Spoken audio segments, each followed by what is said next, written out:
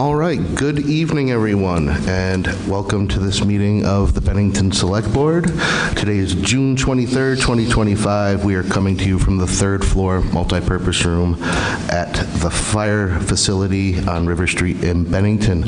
My name is Tom Haley. I have the honor of chairing this board, and I will now ask my fellow board members to introduce themselves, starting with Sarah.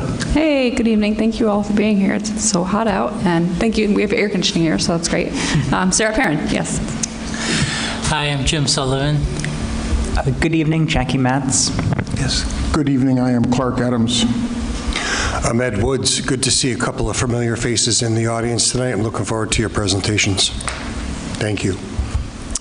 Thank you, everyone. Also with us is Town Manager Stu Hurd, Nancy Lively, who still takes excellent minutes, Jonah Spivak, who will be handling the screen for us tonight so we can see everyone's presentations, and we have Josh Boucher from Cat TV, who are broadcasting live this evening. We'll begin, as always, with the Pledge of Allegiance. Ed, would you lead us, please? I pledge allegiance to the flag of the United States of America and to the republic for which it stands, one nation, under God, indivisible, with liberty and justice for all. And Jackie, would you share our vision statement that guides our work? Yes. Bennington Vision Statement. Bennington is a welcoming, engaged, inclusive, resilient community where everyone, regardless of identity, shares in our vitality and benefits from an outstanding quality of life. Thank you very much. Next, we have the consent agenda, which consists of the minutes of our June 9th meeting, the warrants, and one license. For the purpose of discussion, could I have a motion to accept? Motion to accept. And a second? Second. All right, thank you very much. Any discussion? All right, seeing none, all those in favor of accepting the consent agenda, please signify by saying aye. Aye. Any opposed? And any abstentions? All right, thank you very much. Next, we have public comment. Public comment is a time for the community, residents of the community, to share information or make announcements that benefit the town as a whole. The topic should not be related to an agenda item. We ask that everyone keep their comments to 3 minutes or less. Please state your legal name and town of residence. And sharing comments, announcements, and concerns are encouraged rather than asking questions. I'll remind you that public comment is not a time for discussion. And if you have specific questions, it's best to call the town manager and make sure you get correct information. Once you're finished speaking, please sit down unless a board member does have a clarifying question. And if appropriate, we will respond to any questions or issues raised at the end of the public comment period. So first, we'll start with Mary Morrissey, who wants to speak on Ben High.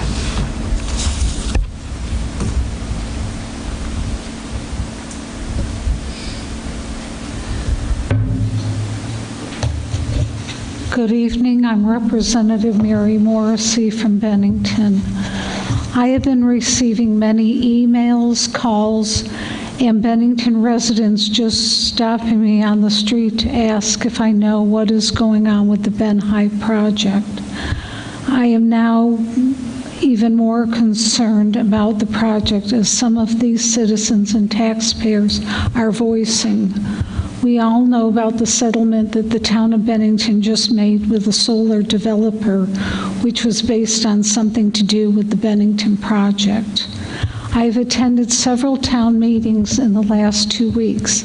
At one of those meetings, we were told that the Ben High would be owned by a group called Cornerstone, which consisted of 3 housing groups, including Shires Housing, which was formerly in Bennington and is now connected in Rutland.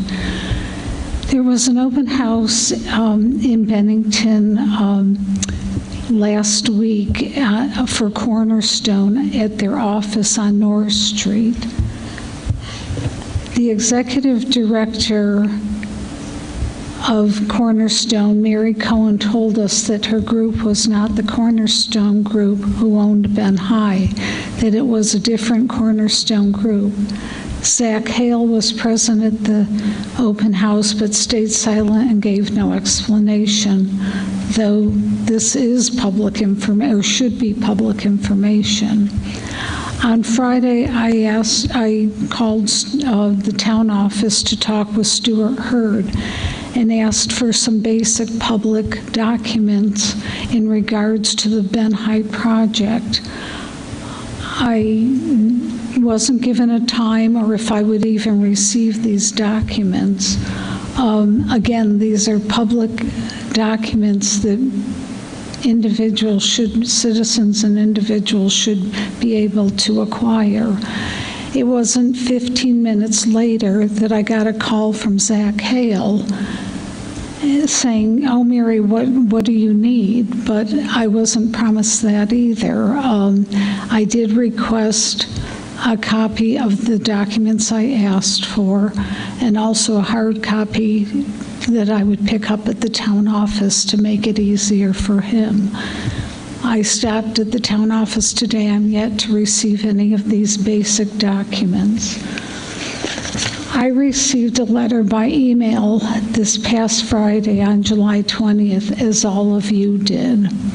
The letter raises many questions that I and others have asked at different meetings over this past year.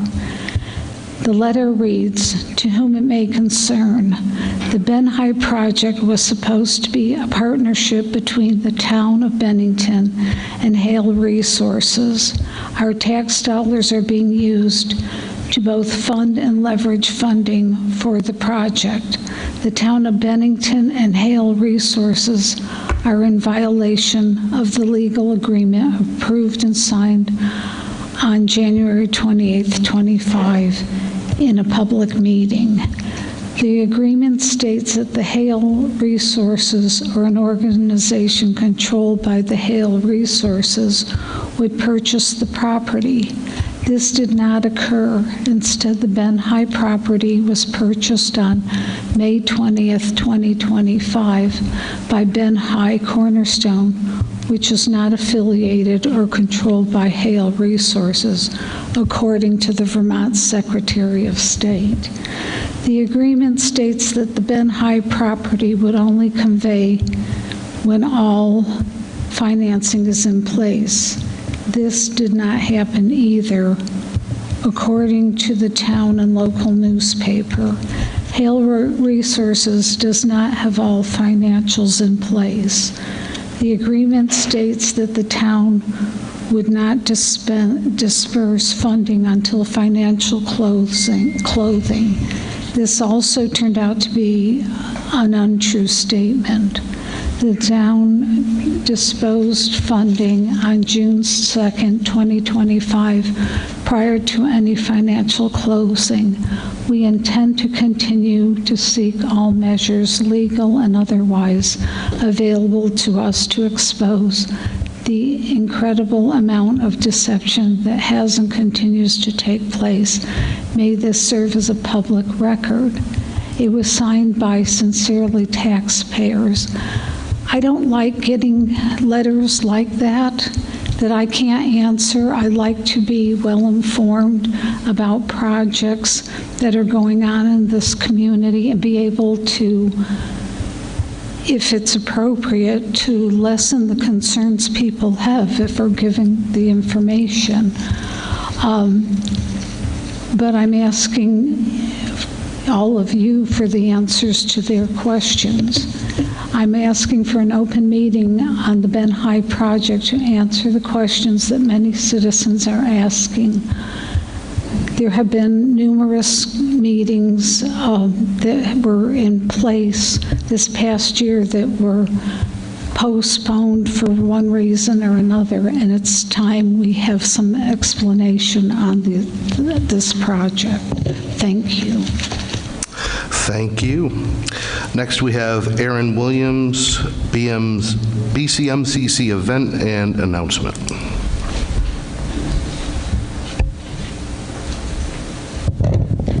Good evening. That is really loud, wow.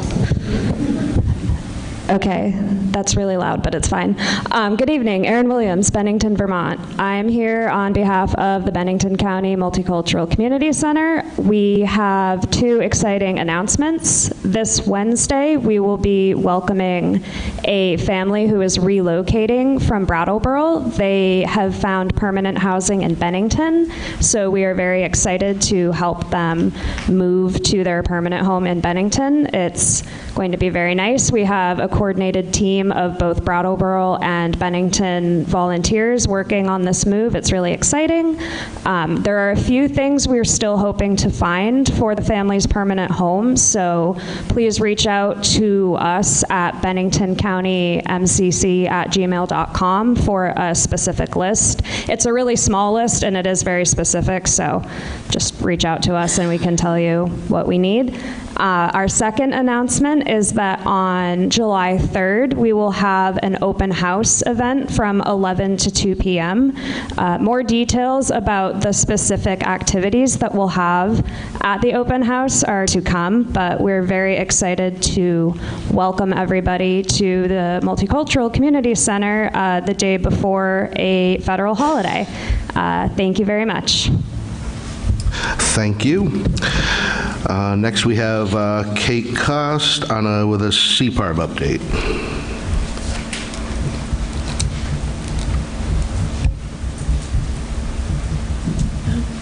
Good evening. Kate Cost, Bennington, Vermont, CPARB Vice Chair, current CPARB Vice Chair. I have two updates for CPARB. The last time Kelly was here, she mentioned that we were going to have a special presentation on the 26th. Unfortunately, because we have two new members, we want to make sure that they have some training. Otherwise, they're not going to understand a thing that this guy presents. So we've canceled the presentation on Act 56 by Mr. Christopher Brackell. He's the Executive Director of the Vermont Police Academy that does all the training for the police department, for the police in this area, including state police, for our meeting this Thursday.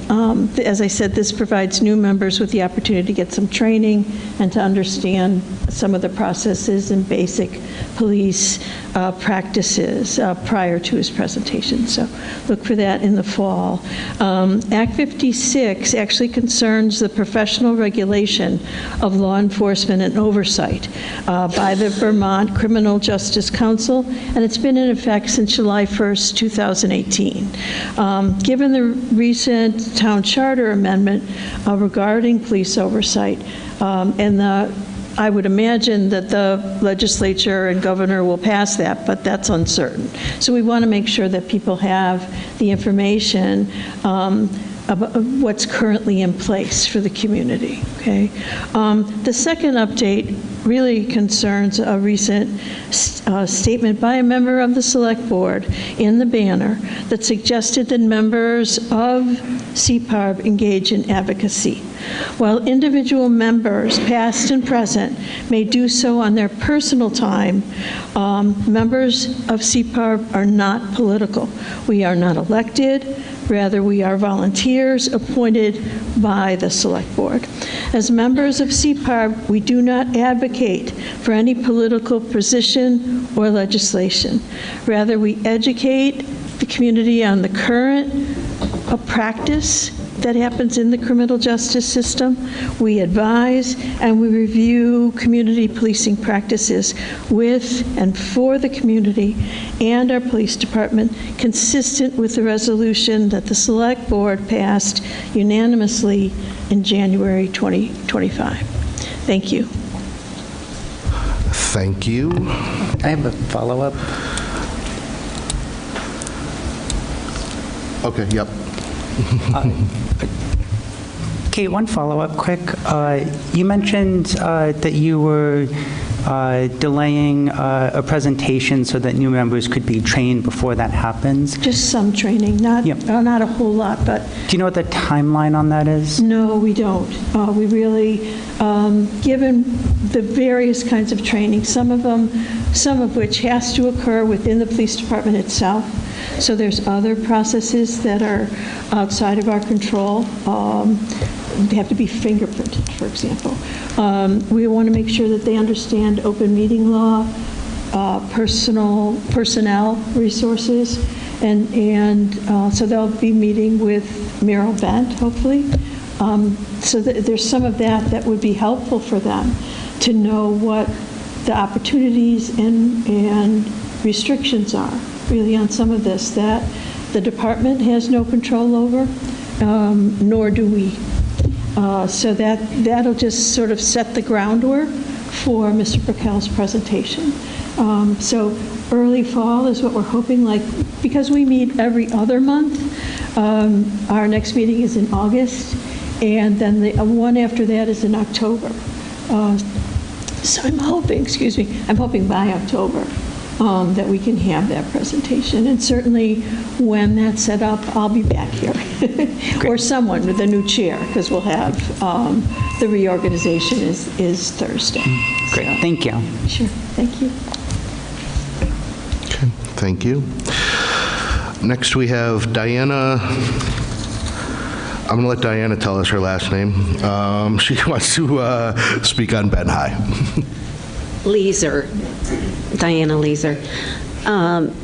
So I just wanted to ask about the Ben High project. I, along with others, went to the open house for Cornerstone group last Wednesday or Thursday, I believe it was, and it was really confusing to me because the information that we were given by Mary Cohen, the executive director of NeighborWorks of Western Vermont, differed from what we've heard from the select board in that who will own the building or the project, who will do what in that project.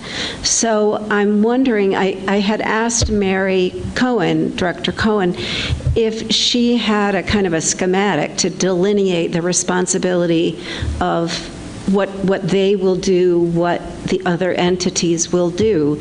And so she said she didn't, and that she would bring that to the next meeting. I'm wondering if you folks have something like that, because I've looked and I don't really see anything out there on the town's website.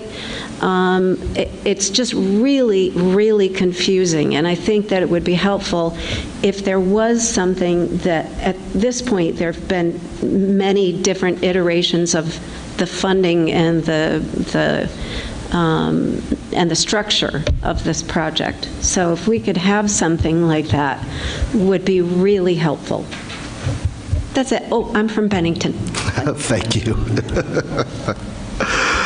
Next, we have Margate Diamond and Roxanne Corelli on community outreach.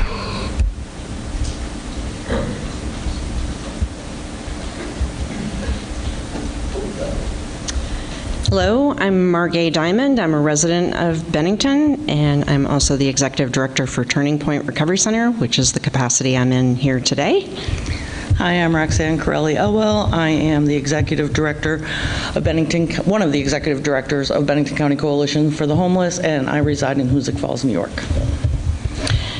So a reason for coming up today was because Turning Point has been leading a community outreach effort over the last couple of years that has been grant funded.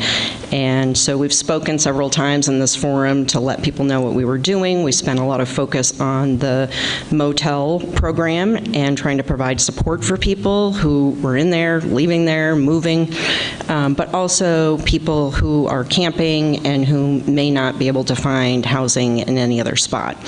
So we've passed out a lot of sleeping bags, a lot of tents, a lot of food supplies, a lot of gas cards, and we've coached and counseled people, thousands of people at this point over the last 2 years. So I think we've done a pretty thorough job. It's been cross-disciplinary, which was also unique about this team. It included BCCH, it included United Counseling Service, AIDS Project, Sunrise, trying to think. We've partnered with the schools from time to time on getting truant kids back into class and helping to support their parents get them there. So we had a broad range. Unfortunately, that grant funding has ended. We tried very hard to backfill that and did not succeed. So our ability to do this work and lead this work is over.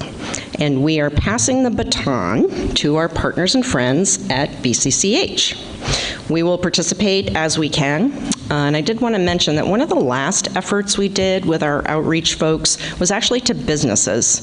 And this was something that Jonah Spivak was actually really instrumental in connecting the dots between the survey that went out to businesses about sort of what are your struggles downtown. And one of the top 3 struggles, right, were homelessness, panhandling, and addiction. So we chose, Jonah pointed that out. We had an opportunity to get some supplies, an automated box that kind of walks people through administering Narcan, but we also had a packet of resources, a community food map, shelter map. We have all these great tools. So we actually approached over 70 businesses downtown who accepted those boxes and those materials. And so that was one of the final things that we did with our grant funding. And I'm going to turn it over to Roxanne so she can just give you an idea of what that effort looks like moving forward. Hi, thank you. Unfortunately, I was hoping to be here tonight with good news. Instead, it's going to be not such great news. I do want to thank Jonah, too, for always helping us. He's been very instrumental. So a couple years ago, the original grant for Bennington County Coalition for the Homeless Outreach was simply to bring resources to those at the motels and food as they needed it. Last year, I wrote that in an even bigger picture, and we have had 2 full-time, 40 hours a week outreach team members who actually did case management and housing navigation. So anyone who was unsheltered, couldn't be at the shelter for whatever reason, or we were full and we didn't have any space, we could take them on as case managers and housing navigators, whether they be completely unhoused or at the motel program. We are also taking the backlog, or as you would say, unassigned from Brock, and trying to help get those people onto coordinated entry and get them the help they needed.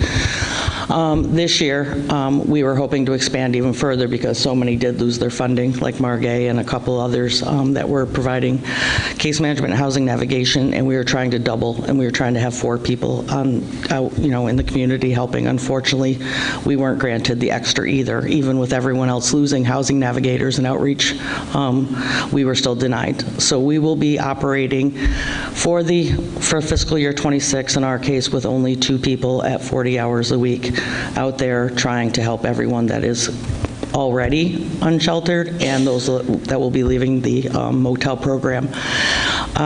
We are right now working at a capacity of 15 households for each case manager, so 30 households, whether they be individuals or families, because there's so much to do when they're obviously not sheltered above and beyond what we do for those that are. So we will be taking anyone off the Brock waiting list that we can, along with people that reach out to us themselves. Like Margay said, unfortunately, that's going to diminish the time that we can actually be out helping those others, like finding others, because we literally are right now over capacity. My one case manager, housing navigator for outreach, already has 17 people, and we said we were going to cap it at 15, so we're already going above what we said we would do. So I wish I had better news, but unfortunately we did not get approved for the additional outreach. I have a quick update on Thatcher too. We thought we'd have something soon to come to the town with as far as reopening Thatcher as an additional family shelter that would actually be run as an emergency shelter. But unfortunately that funding has also been delayed, so we probably won't know anything till next month at the earliest. So that's what I have. Thank you very much. Thank you. I saw a few people come in late. Does anyone else wish to speak that hasn't had the opportunity to do so? I was there. Oh, go ahead. Okay. Go ahead. Hello, everyone. My name is Zach Hale, and I am a resident of Bennington. And I just wanted to come in tonight because I know there were some questions on the Ben High project, and I just wanted to make sure we're all on the same page. And I know that had to do with ownership, and that's been a question. So, and there's been a little bit of maybe conflicting information only because there's a name that is similar between two organizations. So Cornerstone Housing Partners is not the owner of Ben High. The owner of Ben High is kind of two questions. One answer is that there is an entity called Ben High Cornerstone that is a completely separate organization from Cornerstone Housing Partners, and they're two different nonprofits. Ben High Cornerstone has a fee interest in the land, so they technically purchased it, but then they declared condos with a condo declaration, and then they leased both of those condos to Hale Resources. So we're working through the last few steps of the closing process, and we do have all of our financing secured, and we have commitment letters and grant awards and all of that. So we do have all of the money raised, and when the financial closing does happen, we will then have two organizations, Ben High Qualic B and Ben High LITEC Partnership, and they, limited partnership, they will lease the condos from Ben High Cornerstone for 99 years. And so we will have control, we will develop these properties, we will own those ownership, we will own the two entities that will develop this property. And so when it comes to leases and just like ownership of the property and control, we very much have that. And so one other thing to mention too is that this Cornerstone entity, Ben High Cornerstone, this was always part of the plan. And in the past, we've talked about it as NeighborWorks being part of this project. And they were in the original development agreement, and NeighborWorks has now merged with another organization, and we've taken a slightly different approach because it's not NeighborWorks, it's this other entity, Ben High Cornerstone, that was created for this project. And this is a typical way that these projects are done. It was somewhat how the Putnam block was done with BCIC, and it is a normal new market tax credit approach. And so we're just doing how all of these projects work. So I know it's really confusing. It was interesting. I was talking to somebody about how complex this project was, and then I asked the question like, wait, aren't they all like this? And I learned that no, they're not all like this, and that this is like one of the most complicated projects like in the country, right? Like is what I've just learned recently. So it's really complex, and I can come up here and talk about it all the time. We can break out charts and all of that, but it's just really complex. So I do think it's important for everyone to understand, and the town's been, very involved in this, and the select board has asked a lot of questions throughout the way, so I think they all understand it. But I just wanted to get that out there and make sure that everyone is in the loop on what's going on. Thank you, sir. Thanks, Zach. Mr. Bethel.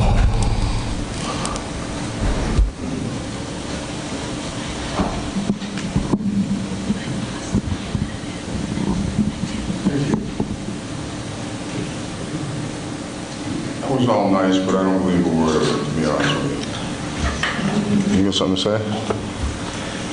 You got something to say? You have the mic, sir. Or you said it to me? I didn't say anything to you. I'm asking the state auditor to look into all this, and I'm going to ask other people upstate. This isn't legal. You can't have a guy that's come to this community for almost 3 years saying he and his father are buying it. You people gave him ARPA money under the pretense that you people were going to be with Hale. We don't even know if the things that you agreed to are even legal now. I mean, this is just ridiculous, what he just said. So he creates some other fabricated goddamn nonprofit, okay? and now we're supposed to all believe it, and everything's okay. We were also promised by you, Mr. Monks, that we could get out of this at any time with the ARPA money, correct? Up to a certain point, that's correct. What is a certain point? This is not a back and Guys, forth, please. yes, please. Thank you. Hey, I'm not talking to you. Oh, you are? No, I'm not. Actually, you are addressing this board. It's not yet. Now it's not back and forth, but you just back and forth with me. I want to know when we can get out, what was the dates that we could get out on. I don't buy anything Hale just said, nothing.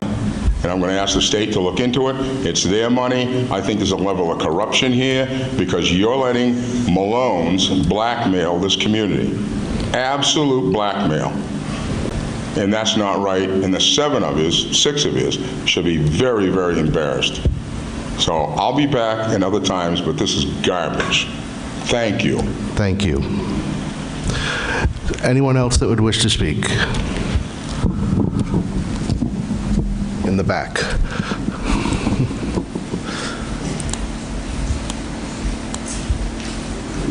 Debbie Matt, Bennington. I was wondering what the status was on the methadone clinic, how that stands or doesn't stand or what? It's open. It opened last week. Opened last week? Yes. They took their first patients Thursday and Friday. So they're open.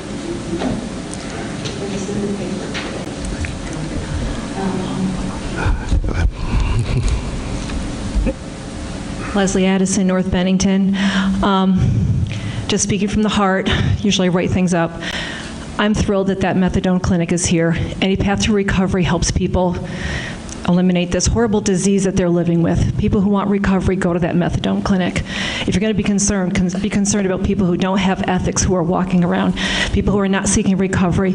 People who recover have stronger family lives, get jobs, become tax-paying citizens. This myth about people that are actively in addiction being somehow an untoward person needs to end. So I just wanted to stand up and say, I'm glad they're here. I wish people well, and I wish people strong recovery. Thank you, Leslie. Thank you.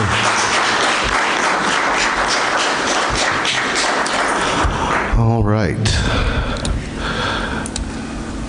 I think Zach covered a lot of the initial questions. Sue, did you hear anything in there that you want to add anything to? Well, Mary is correct. I did indicate to her that we would attempt to get her the information she has requested.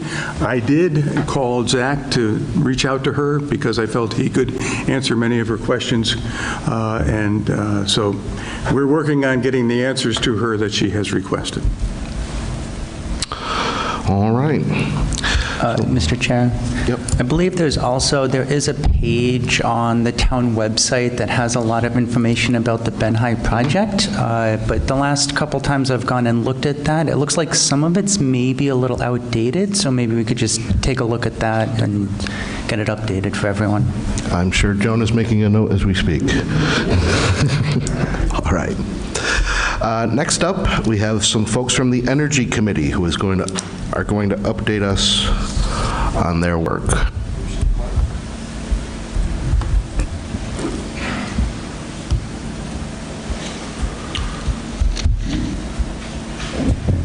No stranger to the mic. Anyway, thank you for having us today. I really appreciate it. I want to say thank you to our past members of our committee and our incoming members to our committee. I can't wait.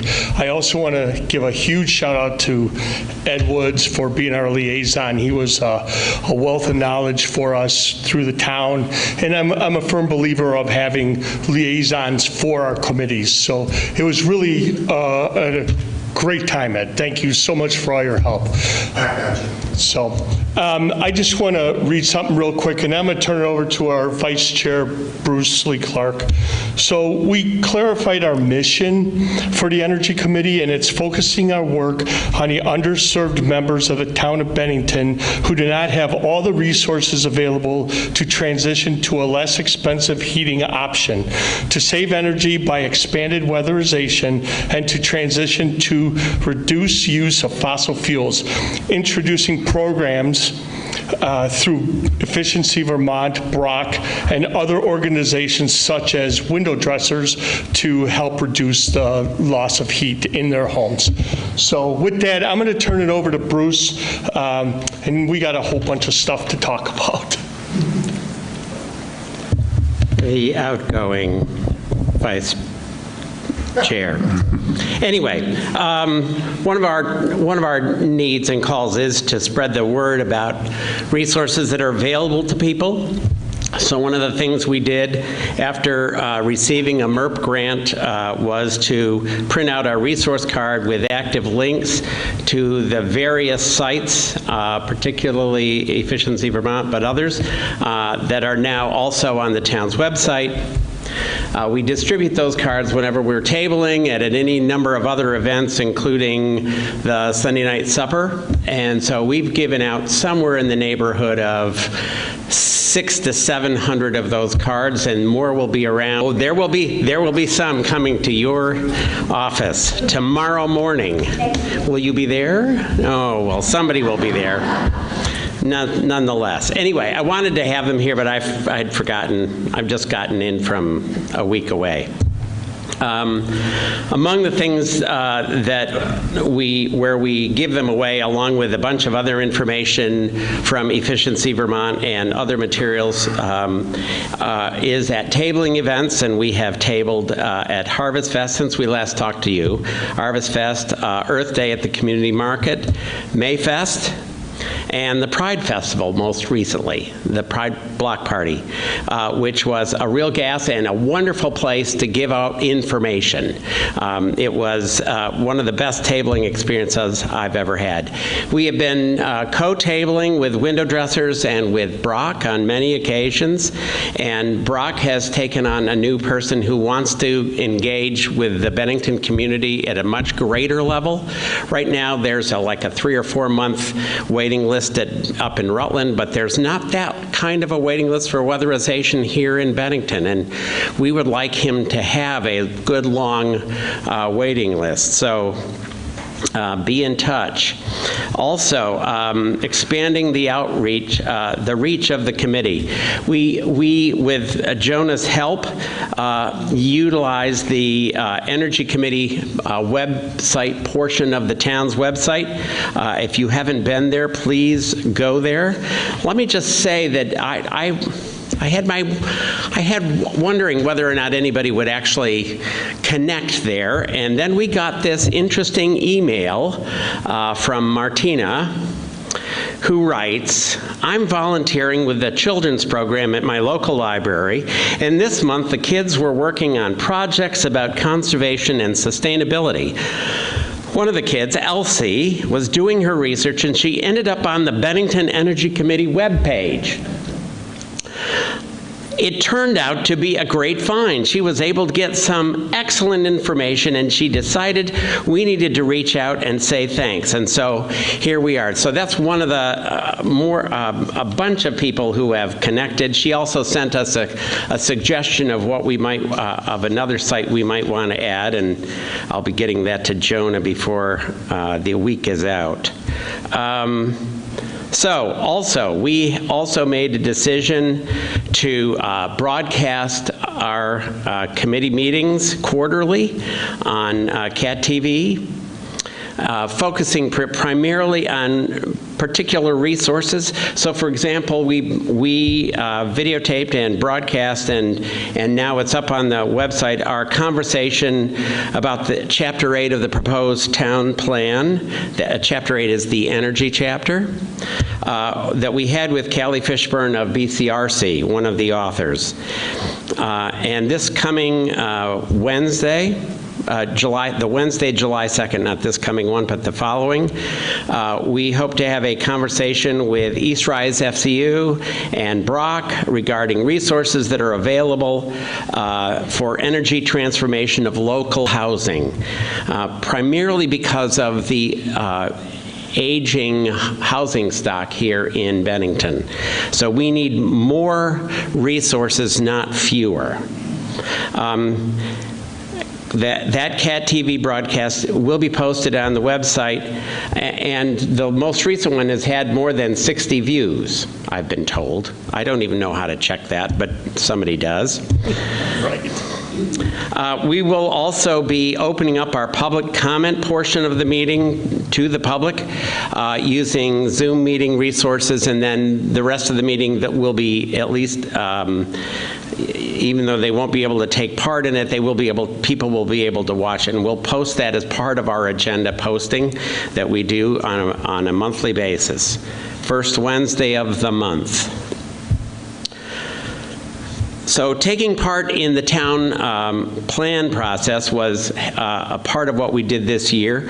And it's one thing that I would hope that we would see other relevant committees doing, so that it's something that the Energy Committee felt strongly about, and luckily we were given that opportunity to do that. We discussed the proposed draft with Callie, and afterwards we created suggestions that we then sent to the Planning Commission and to Callie, and they were prioritizing the suggested actions instead of just creating a list, prioritizing that list, and if the Planning Commission can't prioritize that list, the Select Board should be prioritizing those lists. Also, making sure that they identify who the actor is who is responsible for each of the actions. Include, and I know this will be controversial, include the town's revolving loan fund as a possible resource for town residents who have no other resources available to them, if they have no other resources available to them, to help retrofit their homes and weatherize their homes in order to reduce our use of fossil fuels. And we also ask that the Planning Commission create live links within the document when referring to other documents. Assume that this is going to be an electronic document, not a paper document, and therefore the use of electronic links, live links, will be very helpful. We have some things that we will be working on, whether we're members or not. One is reaching out more effectively to the landlord and tenant community here in Bennington, and also using our MERP grant to its fullest to expand the reach of the committee into the community, particularly those who have fewer resources. And finally, work to come. For the Select Board, we would ask that you would make sure that the committee is fully populated with people who actually want to be on that committee. Okay? You know what I mean. Questions? Thank you very much. It's so seldom that I get to say that. I know. Does anyone on the board have questions? I do, yes. Sarah. So this is related to what you're mentioning about handing out information. So I'm just asking, you're mentioning at Sunday suppers. Can you tell us more about Sunday suppers and also the time of your meetings? The time of the meetings are at 7 o'clock, right? Our meetings, yes. Our meetings are at 7. We like to have supper before going to a meeting. And Sunday suppers, if you don't know what Sunday suppers are served every single Sunday from Second Congregational Church to anybody who comes and walks up and wants supper. Right next door to you, Sarah. I've had supper there, yes. Yes, and the Sunday suppers are provided by a variety of faith communities and other communities within this community, so that people on Sunday night should not go without food. They are serving somewhere in the neighborhood of 100 to 150 suppers every week. It's higher than that. Is it higher than that now? We're doing it this Sunday, and anyone wants to volunteer and come at 3 o'clock, we need more people. So are you planning for how many? 200. Okay, well, we've been up to 200 before. Okay, so that's what Sunday supper is, and those are folks who could use a number of the resources that are on our resource card. So what I'm hearing is that people are welcome and you need volunteers. For Sunday supper this coming Sunday, yes. I'm not doing it this Sunday. I'm doing it the next Sunday. Who should they reach out to? They're going to reach out to Peter. That's what I'm saying that since he raised it, if you can do it this Sunday, reach out to Peter Lawrence. Can you have Peter Lawrence's email?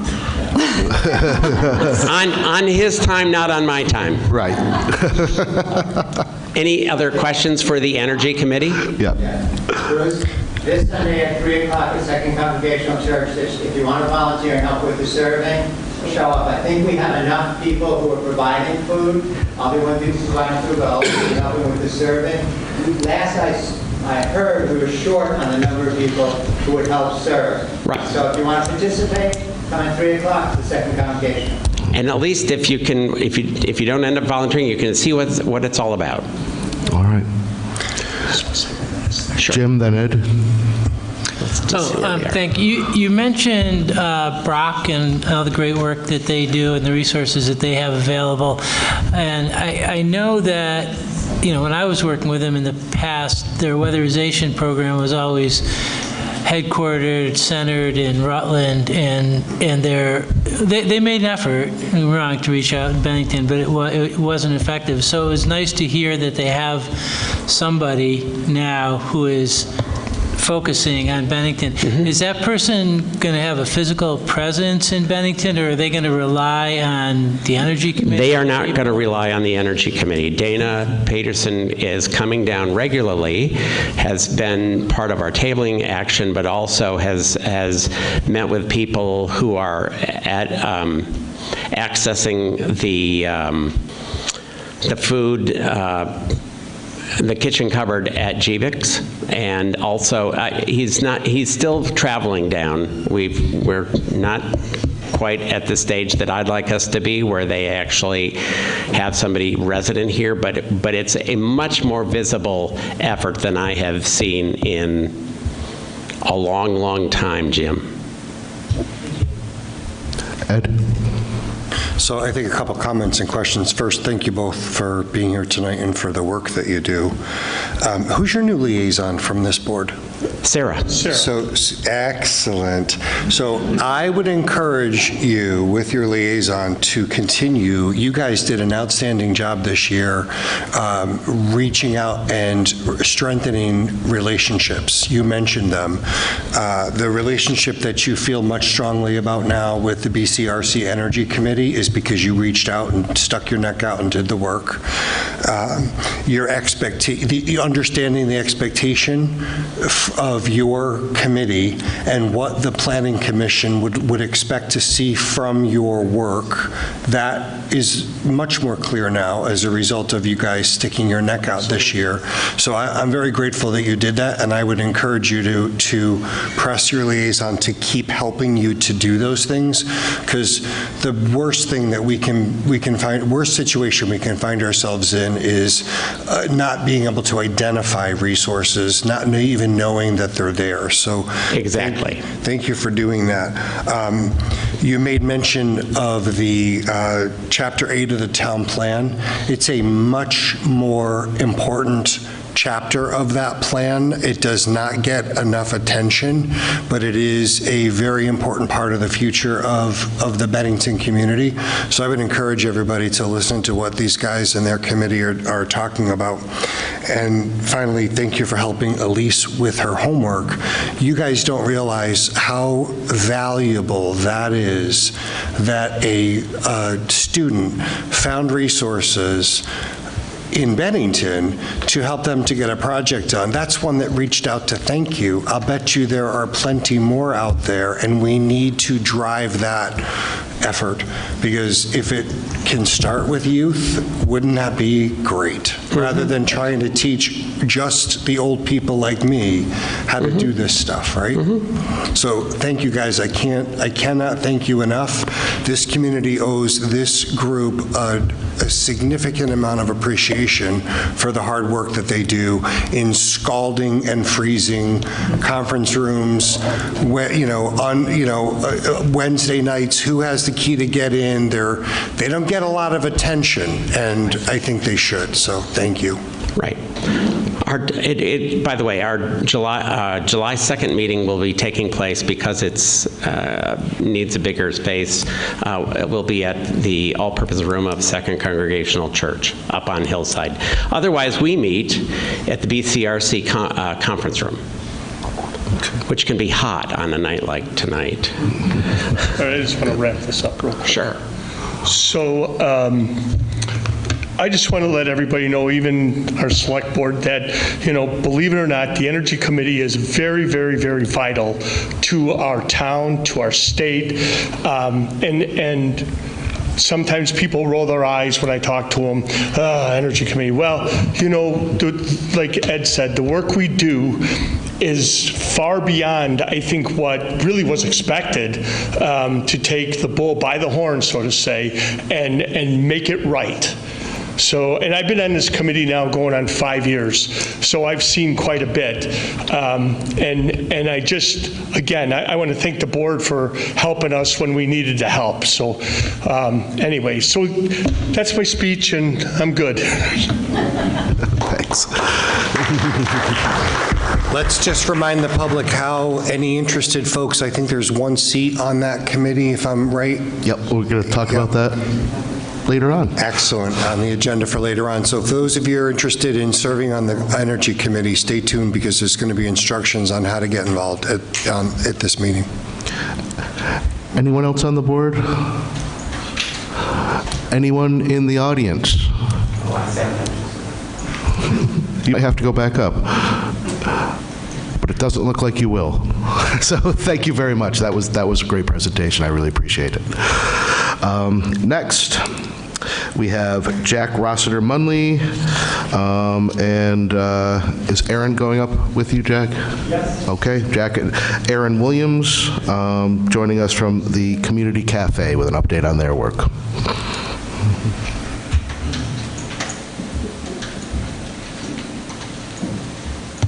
All right, hello, and thank you so much. I am Jack Rossiter Munley. I'm Aaron Williams. And we are the co-organizers of the Bennington Community Cafe, and we're so happy to be updating the board and the broader community on what we've got going on. So the cafe is still relatively new. We actually started just back in January of 2023, and it was myself and my friend Lorraine Donatelli who kind of brought together a lot of different areas of community energy and created what is now a weekly pop-up restaurant open from 1:30 to 3 o'clock, originally outdoors at GBIX, but now has moved indoors to the parish hall at St. Peter's Episcopal Church. The reason that we wanted to create this was to serve a direct and urgent need, which often is put in the context of food because that is sort of the cornerstone of what we do, but really it goes a lot deeper than that. There was information, it gets brought up not infrequently in the context of these meetings, about the life expectancy in different census tracts within Bennington. And there's actually a huge disparity, even in our little town, between some of the downtown census tracts and some of the others. There's an 8-year difference in life expectancy.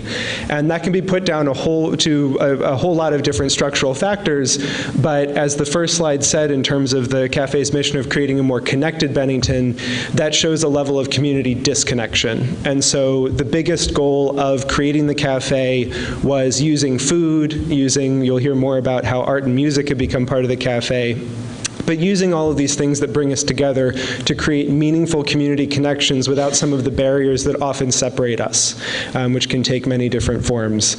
So the underlying philosophy of the cafe is built out of that, which is that everyone who enters is treated with the dignity and respect that every single one of us deserves.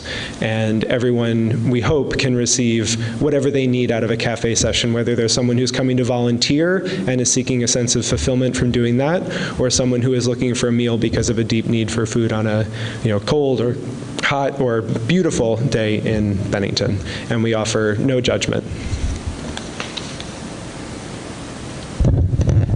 So our cafe sessions are largely centered around the fact that we are a pop-up pay-what-you-choose restaurant. So as Jack said, there are often people coming specifically for the fact that we are unique. We are that pop-up pay-what-you-choose restaurant. So the way that that works, in order to get a meal at the cafe, anybody can come and everybody is welcome, and it truly is pay what you choose. You can pay nothing. You could pay $100 if you wanted. That would actually be really cool. So it's a day-long event for especially Jack and myself, as well as any of our super involved volunteers, because some people, they begin planning and prepping what they're going to cook for the cafe, at the beginning of the week maybe, just depends on how busy they are. So it is more than just 1:30 to 3 p.m. every Saturday. But it's really great because I get to start my Saturday with a bunch of really cool and unique people. It's pretty common. So people will drop off food while we're preparing the room and getting the food ready. It's really great. And when the session begins at 1:30, when people can begin placing their orders, you can eat your meal at the cafe. You can have it to stay, or you can take it to go, and we don't question either decision. People are welcome to do what they want. It will be filled by the kitchen, whether it is a to stay or to go order, and it will be brought out to the guest. Then their name will be called, they will get their meal, and they can stay there and enjoy, or they can go on their way.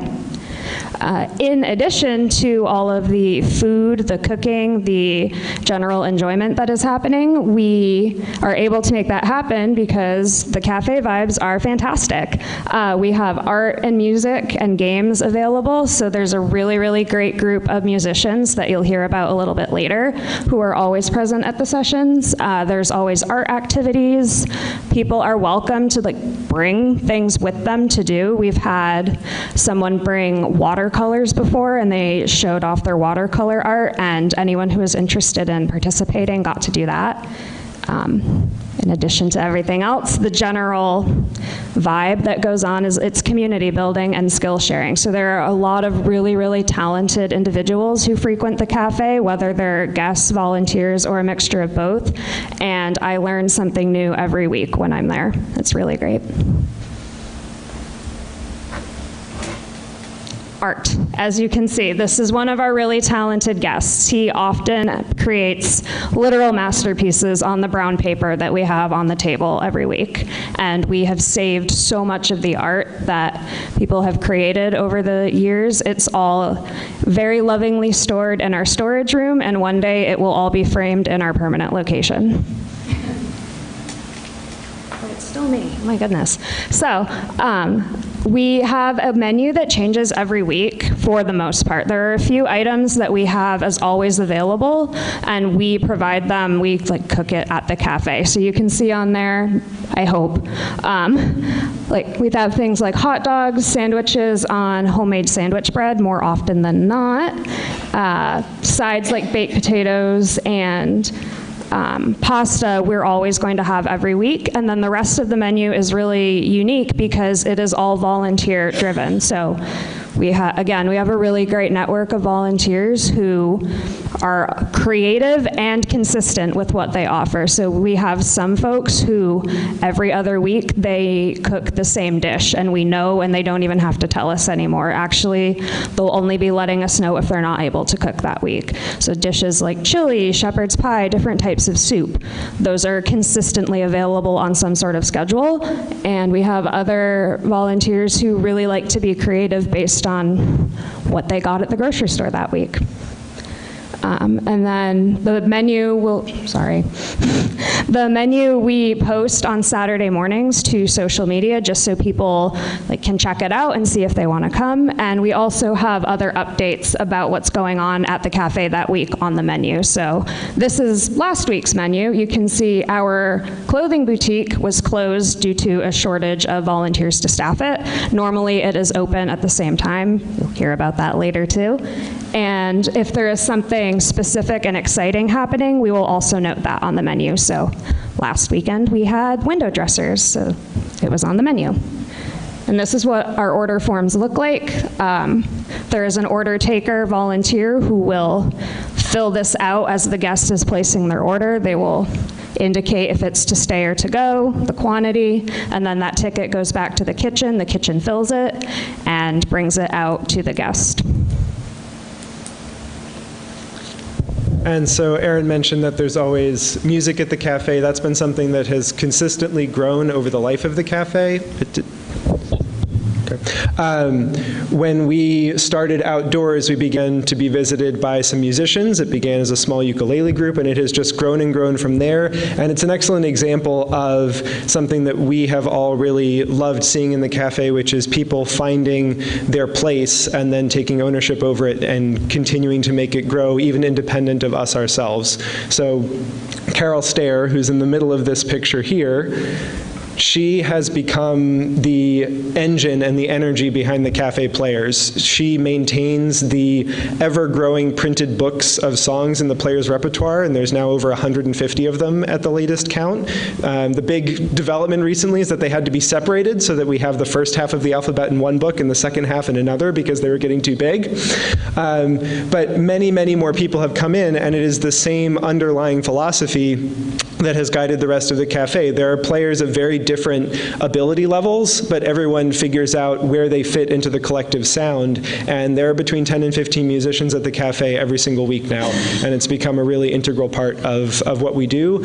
And it's a whole other way that people can create these kinds of community connections. So our year in review, it's actually been a little over a year since we were last here, so it's not all 2024 developments. But before I get into some of this, I want to mention that, as you saw in the first picture, the cafe was co-created by myself and Lorraine Donatelli. She's been here with me before presenting. Lorraine has stepped back from being an organizer. She's still an incredibly involved volunteer. And in September of last year, Erin joined as a co-organizer. And so she has taken over alongside myself, being the ones who try our best to curate the volunteer energy that makes the cafe happen every single week. So since the cafe was started, we have served over 10,000 meals, and 6,000 of those were just in the past year alone. We keep a best guess of a running tally of all the different menu items we've had.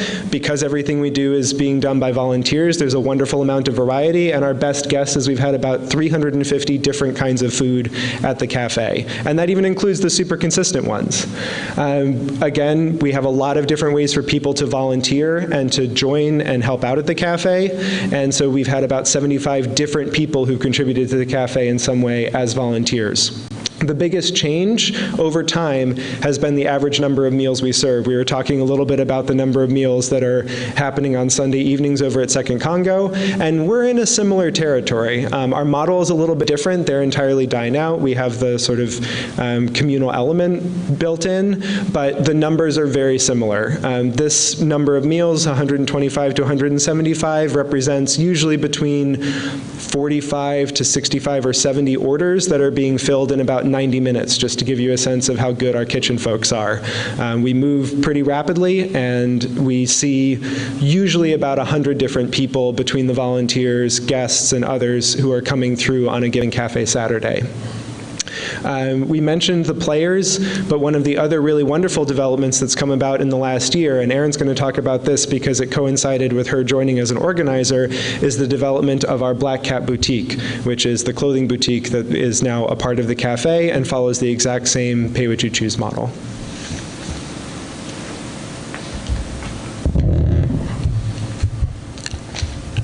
Additionally, I just want to shout out the fact that we have, in the past year, had 3 individuals receive the Unsung Hero Award, either entirely or in combination for their involvement with the community cafe. So Jack and Lorraine received it at the end of 2024 for their work in starting and growing the cafe. And one of our amazing high school students who volunteers with us, Cree, she received the Unsung Hero Award because she's amazing. amazing. She does so much. She is for, doing that for our very committed folks.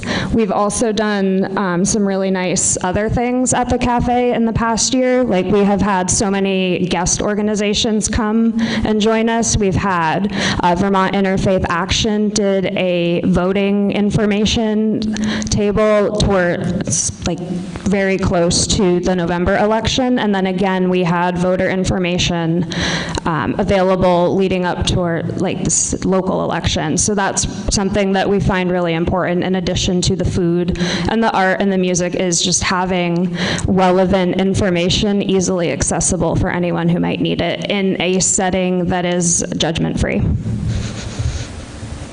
So, the Black Cat Boutique, presented by the Bennington Community Cafe, is a really wonderful expansion of the philosophy of the cafe. It preserves the pay-what-you-choose model.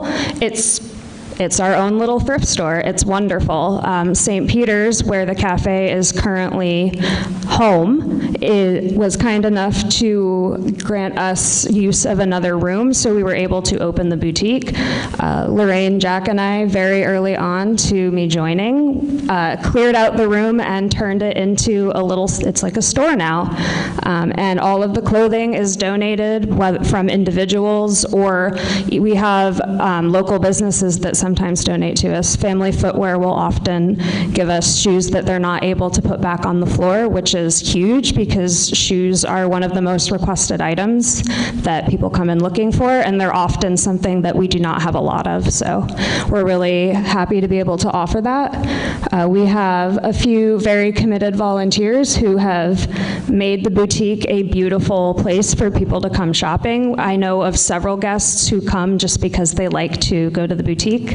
We have clothing for all genders. We have children's clothing. We have, especially in the winter, cold weather accessories, even like blankets and things we will take. If we are looking for specific items to be donated, we will usually post on social media, but you can always reach out to us if you're not sure. We would be probably more than happy to take what you have. We also received a grant from the Vermont Council on Rural Development. It is the Climate Catalyst Innovation Grant. And the reason we applied for this grant was to grow for the Cafe initiative, which is, in addition to just having a space where people can get a warm meal, we want to expand participation in the local food system and truly build up that type of resiliency. So we would like to be producing our own food that is used at the cafe and have food available for anyone in the community, whether they're a guest of the cafe or not. So you'll see in this picture, these are the beds at St. Peter's. This is from, I think, a week ago. It's very, very recent. We have begun planting in the beds, which we did last year as well. But what our vision for here, and we will ideally use the grant funds for this, is to build out a community green space in partnership with St. Peter's, and there will, things like a produce stand and signage, and just make it a really welcoming space, have some nice outdoor seating that can be used during cafe hours. It can be used whenever St. Peter's has events, and beyond. Ideally, it would be something that people participate in and know that they can go and get food and participate in a really cool skill like gardening. And so with all of these exciting developments and growth, there are still things that we are pretty much always in need of. There's always room for more people to be cooks and bakers. There's always more room for people to come and play music. There are a rotating set of positions in the kitchen that are a great fit for a variety of different people, from dishwashing to sandwich making to filling orders to actually running those orders out to guests. And then there's now the opportunity to help out up in the boutique or to work with us on on our Grow for the Cafe program. We also, again, are open to ideas. We want the cafe to remain a sort of ground-up, responsive project that is not necessarily only about the shared vision that those of us who've been organizing it have, but also where is the energy and interest from people in the community, and how can we help use the cafe as a vehicle to bring that forward and to make it greater. Donations of money are also always appreciated. We are not our own separate nonprofit, but if you give us money, it goes directly to the cafe, or tax-deductible donations can be made to the Unitarian Universalist Fellowship of Bennington, and if they're marked for the cafe, they will then make their way to us. And that money is mostly used, well, not mostly, all of that money is used directly for immediate needs of the cafe, food for the cafe sessions, as we create and develop more permanent signage, and then also helping us towards our goals for the future.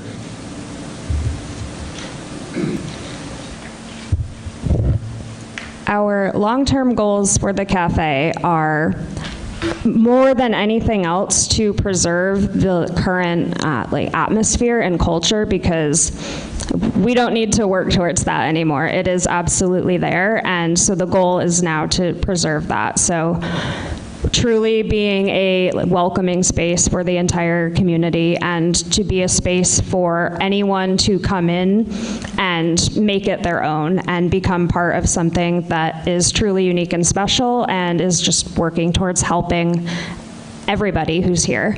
So I think we've already done a really good job making that happen. So our goal is to maintain that regardless of where we end up in a permanent space or other endeavors that we take on. That being said, we would love to have our own permanent physical location where we could have expanded hours of operation, not just on Saturdays from 1:30 to 3. We would love to be able to do what we do more, do it for longer, do it in a permanent place with additional space. We would have, an actual cafe and a commercial kitchen, space for musicians and musical instruments, a drop-in art space where folks can come in and be creative as long as we're open. Our boutique would have an actual storage with inventory. Like, we're envisioning a really large, beautiful space for the cafe because that's what it is.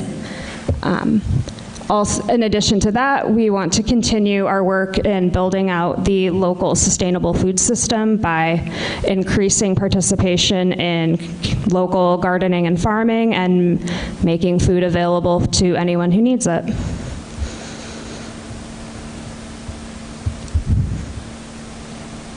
And of course, in addition to being driven by volunteers, we've had a lot of support from a number of different organizations and groups, both in Bennington and throughout Vermont. So I want to highlight a few of those. Pie on the Porch Bakery, when it was in operation, was routinely providing us with food. The Apple Barn has also contributed to us on a number of occasions. We have been a part of the outreach efforts that Turning Point has done, and they have fit in really nicely with the model that we have, because we don't exist in a way that someone would sort of come in and give a presentation to a group, or would come in and have a more formal presence, but they have matched the cafe vibe really well. The first person who came from Turning Point sat down and just had lunch and chatted with people, and the context of the conversation was not, are you someone who needs recovery services? It was just sharing about your job. Oh, I work at Turning Point, this is what Turning Point does. And then there were a number of people who just had informational questions about recovery and addiction, and whether it was for themselves or friends, they were able to approach that conversation in a very different way. So we do now have a couple of people from Turning Point, some who come to play music, some who hang out with information, and then if someone lets us know maybe they need a sleeping bag, maybe they need something else specific, because of the outreach grant that Turning Point has had, we can often just let them know, oh, hey, you got to go talk to Dylan or talk to Sam, and then they can get hooked up with something they need. Any leftover food at the end of cafe sessions, we make sure to take over to Bennington County Coalition for the Homeless, who has been a really great partner in taking all of our, if there's extra food, they're ready to take it at the end of the day on Saturday. Saturday. And Second Congregational Church, through the Sunday suppers, has routinely helped us stay supplied with paper products. And then there are 3 groups up at the top who I want to give special mention to. Those are the 3 groups that came together with us, and I don't know why this is St. Peter's up here, and we're going to spend the most time talking about them anyway, but now we really need to, because I'm not sure why that's pixelated. But the Unitarian Universalist Fellowship of Bennington, St. Peter's, and GBICS are the 3 groups who came together and who we approached first with the idea of doing this, and who provided a little bit of money and space to make it anything place at St. Peter's. We still go out and hold it in front of GBICS. The Unitarian Universalist Fellowship of Bennington, in addition to providing us with a lot of really consistent volunteers, has also remained committed financially to the cafe in a very significant way. They have never given financially to a community project the way they have given to us, and we really appreciate that. And then truly not enough can be said about how St. Peter's has welcomed us into their space. When we were coming out of our first sort of almost year of operations. We started outdoors in January in 2023, and as the winter of 2023 was coming in, the 23-24 winter was coming in, we were looking for an indoor space, and St. Peter's basically said, well, why haven't you asked us yet? And invited us in. And we have been happily indoors there, and a lot of the growth of the cafe over the last year and a half has been because in November of 2023, we were able to move in there and have a temporary permanent home as we work towards having our own fully independent space. And when we have ideas like, hey, what if we had clothing available? They said, well, there's a room upstairs no one's using, and that seems like a good use for it. Same with some of the storage space that they've allowed us to have. And that is in addition to the fact that they routinely have, there are people from St. Peter's who've showed up tonight to support us by just being here for our presentation, and many people who regularly volunteer at the cafe have also come from that group. So, it's through not only our volunteer support, but also through groups like these who step up in the ways that make sense for them, that we are able to keep doing what we do, because to be super clear, I think we've said it, but it can't be said often enough, this is entirely volunteer done. No one's getting paid to do this. No one at any level of the organization and execution of this is doing it in their official capacity. This is all community energy coming together to make it happen every single week for 1:30 to 3. And then I didn't mention them on that slide because we have a whole separate slide for them, but one of our other partners is King Arthur Baking Company, who has sent us quarterly donations of flour since the summer of 2023 to support the baking that goes on at the cafe. So that is something that we supply to folks who are interested in baking, who might appreciate a little bit of support with their flour. And then, as Aaron mentioned, the sandwich bread for the cafe almost every single week is homemade bread, and having donations of flour makes it a lot easier to provide 6 loaves of bread every single week. And they have remained a partner with us, and we were really honored to be included in their most recent impact report as one of the organizations that they really value being partnered with. And if you want to get connected as well, we would love you to. So this graphic is also available as a flyer. I have left some copies of it on the table behind us. There is a special one for each select board member at your seat. You're welcome. And in general, you can find us, you can reach out at benningtoncommunitycafe@gmail.com.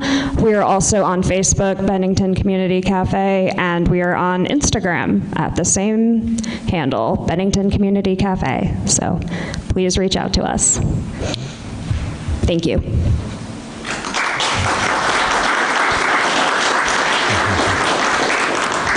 All right, thank you very much. I'll say that I have stopped at the cafe on numerous times in the past, and the food is always incredible. And I know it's been too long since I've been back, and I'll rectify that.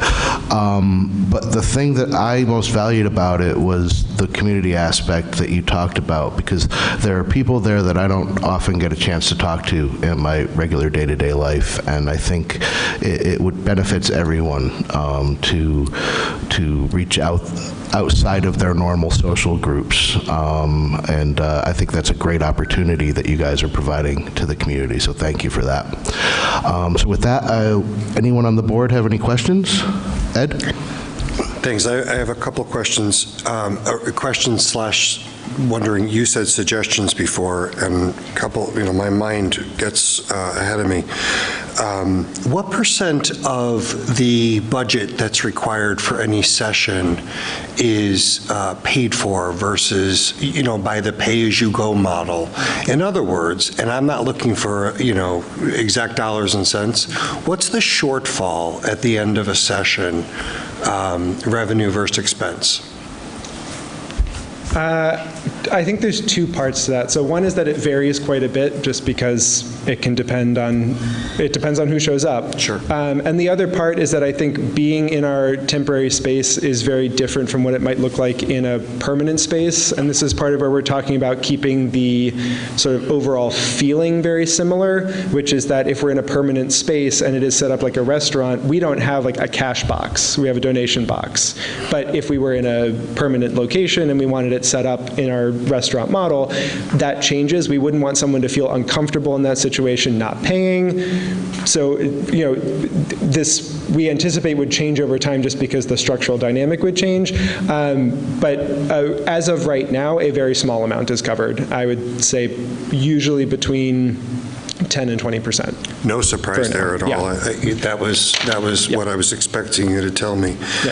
And similar but different question. Mm-hmm. You mentioned that some of what you provide has to be purchased. Mm-hmm. What percent of what you have to provide has to be purchased versus donations and folks that people are preparing ready to go? So somebody goes out and shops, I guess, for the stuff that just has to be bought in the grocery store or wherever. Yeah. What does that look like? I would say probably about 30% of the menu is usually those standard items. Stuff like pasta, we'll buy the cold cuts for the sandwiches, the bread is provided, that's baked for us. So it is a mix, like we'll buy potatoes because we bake potatoes and have them available. But I would say about 30-ish%, 25% is what gets purchased. So I think the moral of that is even with a huge support base, there's still things that require cash at the grocery store. Does this make sense to you, or does this already exist? I'm thinking of the community garden and what happens there, which is so terrific. And is there a relationship there, or could there be one? Twofold. One is here are some extra fruits and vegetables, but also I'm thinking about the people that are growing for themselves there, and would they also tend to additional space that might be dedicated to your organization? Very good question. So the idea with having our Grow for the Cafe initiative is exactly that, to supplement some of the cost of having food available and to encourage people to kind of like take ownership and participate in growing that food. So we have the beds at St. Peter's that are like community managed between St. Peter's, other organizations in town, and us. So food grown there will be and is available for the cafe to use. It is also available for cafe guests to take with them. Something else that happens quite frequently right now with the cafe is we have so many amazing partners and just community organizations that hear about us, and they offer food for the cafe. So we frequently receive produce in addition to food offerings every week. We will receive other things that GBIX has that they would like to get rid of and ask if the cafe can use. So prepared food from Grateful Hearts we often take over to the cafe. Scott is really great about texting us and saying, hey, we've got this, do you need it, would you like to use it? Clearbrook Farms has has given us produce before, True Love Farm as well. So there's a lot of the local farms that will kind of give their surplus to us, and we would like to be able to do that ourselves as well. So, yeah. Excellent. Where the opportunity is there is that it's great for us to receive that abundance and then kind of get it out, and where we're hoping to have more coordination is to have it on hand to then offer to people to say, hey, we have this stuff for you to cook with this week with some advance notice, or that we could prepare, because we have pasta every week, we know what a tomato crop is looking like, and then that can become sauce that we use for an extended period of time, kind of adding that layer of organization on top of the abundance. Which takes time and people, right? Yeah. Yes. Last comment, I guess. I think that the boutique that you guys talked about tonight gets underplayed, and you guys are at an unfair disadvantage against Label Shopper, because we all think of Label Shopper when we need a new shirt. But I'll bet you there's items there that the general public would be interested in browsing and spending money on. How can this group of people help you get more spending happening there? I could talk about the boutique for the rest of the night. So this shirt is from the boutique. I switched it with one of my shirts that I don't wear anymore. So yes, there's clothing there for pretty much anyone. The trade-off is that it's all donation-based. So I guess going back to that percentage question, if you're factoring in the boutique, it is that anything in the boutique is donated. Sometimes people are very, very generous and they will purchase things brand new to donate to the boutique, but all of the clothing, cold weather, like rain, all of it is donated to us. So we are not actively purchasing those items, and we have a very high inventory. So I would strongly encourage people to think of us and come shopping. Please come to the food part of the cafe too. Please come listen to the amazing musicians. Please come make art, but you can also go shopping every Saturday from 1:30 to 3. Save the clip of tonight's presentation that Cat TV filmed for us, because this is the kind of in-depth look that this community needed. You guys, we see and hear from you often, but you can't possibly take the time that you did tonight, so thank you. Thank you. Anyone else? Sarah? I have one quick question. I know we're running way over time. So are you still looking for collaborations with individuals or businesses to receive food and then pass it on? Okay, and that's at benningtoncommunitycafe@gmail.com? Okay, thank you. Thank you, Sarah. Anyone in the audience? Please. If you need to come to the microphone, though, please, so Cat TV can pick you up. Guys, is this working? Hello? Okay. I really want the three of us to get together, because I think we can help each other out even more. We get a lot of food at the shelters that our guests don't want or don't eat, and obviously, once you go through it, I'm like, I don't want this going to waste. We can get it to you guys. Clothing, same deal. We get tons of donations, and we don't have the clients at the moment that need them. So I'd rather get them to you guys than have them sitting there all the time. So I know you're saying you have a lot, and that's where we fall into too when we don't have enough space, but I think together we can figure it out with a lot of other things. So I think we should definitely get a meeting soon. Okay. Great. Anyone else? All right, well, thanks very much. That was a wonderful presentation. I really appreciate it. All right, next, we have Jean Mantrone joining us. She's the Executive Director for the Better Bennington Corporation. Well, she will be presenting her work plan and budget. Did I do that or did you? Okay. Hi, everybody. Thank you for having me and for letting me show you my presentation. Just so everybody knows, this is kind of a twofold presentation. If you love it tonight, you can see it again when we have it on a looping slideshow at our annual meeting.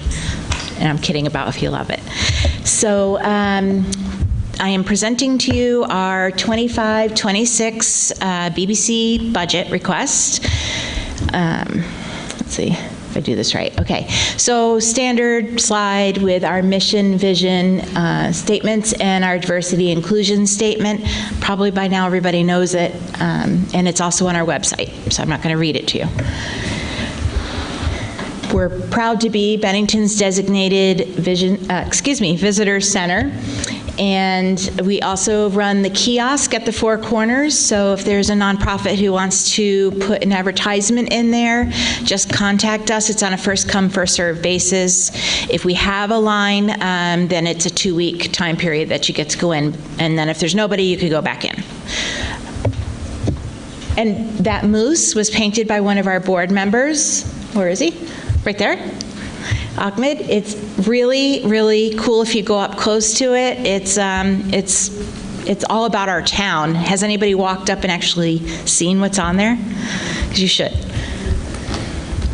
Our board of directors is really diverse, and I am really honored to work with all of them because there's so many different talents, and everybody comes from a different area. We have business owners on there, which really help give us feedback about what we do. We have several of our board members here today. Thank you for coming.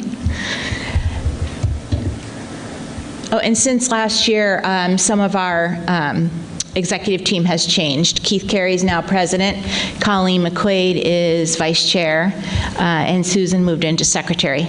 Shelley stayed the same. And our great chairs of our 2 of our committees. Our staff, you know me. Is Bill still here? We have Bill Clark back there. Literally, the BBC would not operate without Bill Clark. He's just amazing. I cannot say enough good things. Basic layout for a presentation of how everything works, who reports to who. So, you know, the word cloud thing, I'm not reading this, I don't expect any of you to, but someday just sit down and think of what comes to your mind for Bennington, all the positive things, and just write them down. I could have kept going, and I never realized, I mean, I love our community, but boy, we have a lot of great things here, and we should all appreciate it. We have our schedule of events. We're 2 Hemmings Cruise-ins, Thursday Night Lives in for the season. It rained halfway through the first one, and it rained too much to have the second one. Mayfest, it rained, but we are done with rain on BBC events for this year. I do have someone who's going to come up, Ahmed, to tell a little bit about a new event that we have coming and some great, great things that we're bringing to the community. Cool. Thank you, Jeannie. Hi, everyone. So I want to speak specifically to the 26th of July item, specifically Arts Fest. So a lot of you might know that at some point the Bennington Arts Council existed, and it does not. And since then, at the BBC board, especially the design committee, have been involved in a lot of community art projects.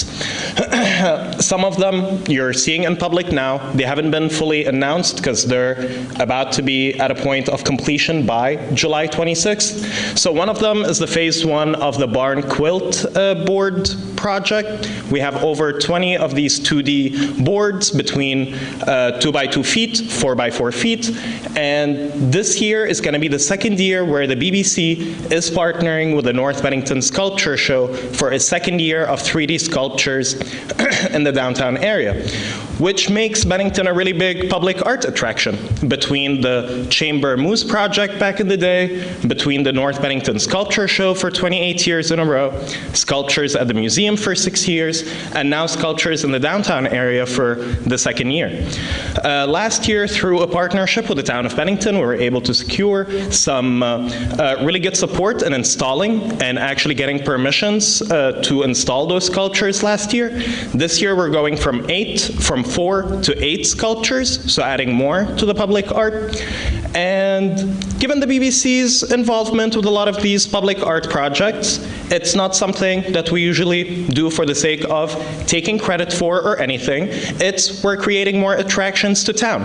We're creating a free public art display that is accessible to families, tourists, and hopefully soon I can bring you more data that actually shows how much people come to Bennington and how many people that are visiting Bennington are looking up public art and are actually seeing seeking it, and how, for the most part, this is a primary attraction. You bring people for something free, something art, something outdoor, no admission fees, no anxiety about loudness in a gallery space or any of that, and then that becomes the way for them to support businesses and actually experience the downtown, the walkable downtown area, and support our local businesses.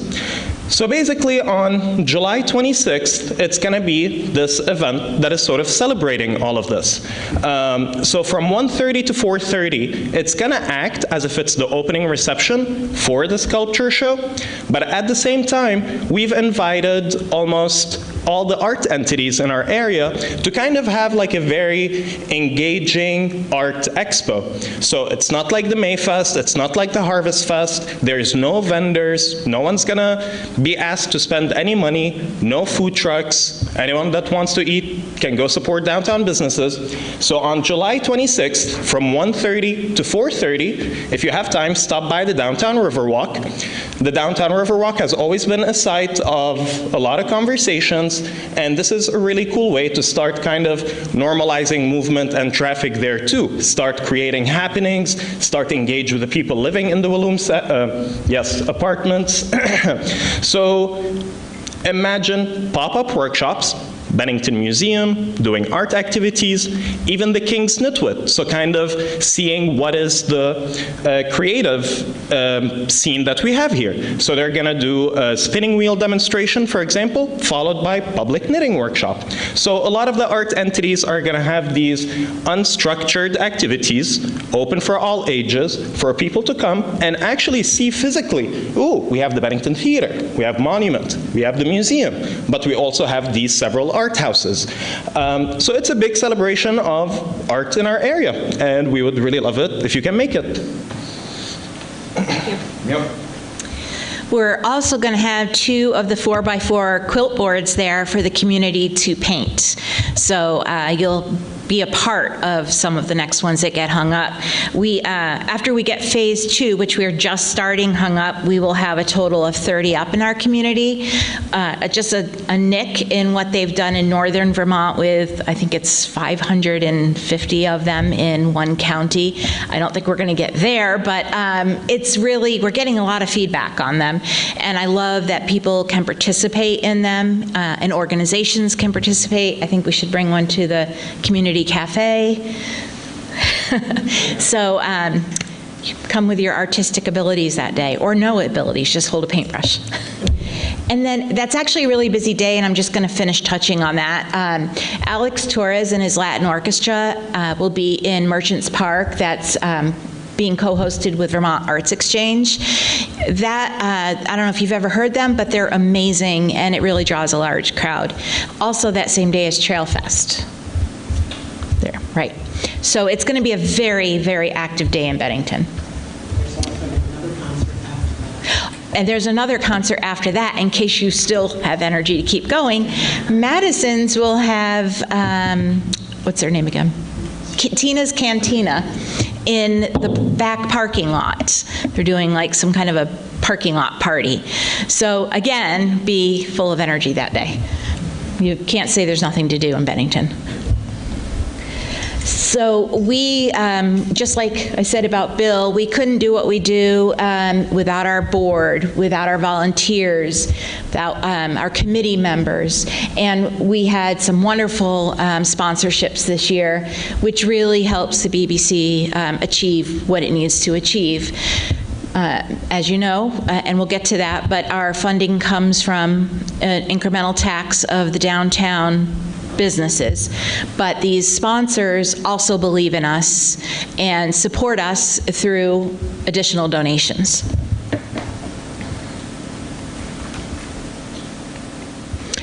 So this probably looks familiar to last year, but we're really fortunate here in Bennington to be one of the designated downtowns.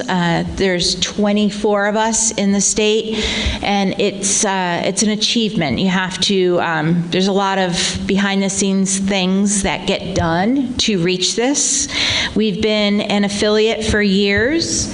And the big news is that I decided that I wanted to take us to the accreditation level, which I couldn't have done without what the board has done over the years, and we got it. So only, I think it was 850 in the whole country, and that's a lot of towns in the whole country, got it in 2025, and Bennington is one. And I want to just give you a few things about that. Why accreditation is the next level over being an affiliate is it's a national recognition of excellence, proven capacity and sustainability, a greater access to resources, elevated trust and influence, strategic accountability. Everything gets documented and recorded now. And the bottom line is that accreditation shows that the BBC is not just part of the movement, it's leading it. We really are doing what we say we're going to do, and I know it feels good for me, and I hope that people are starting to see it. We're serious about revitalizing downtown, and we're doing it right.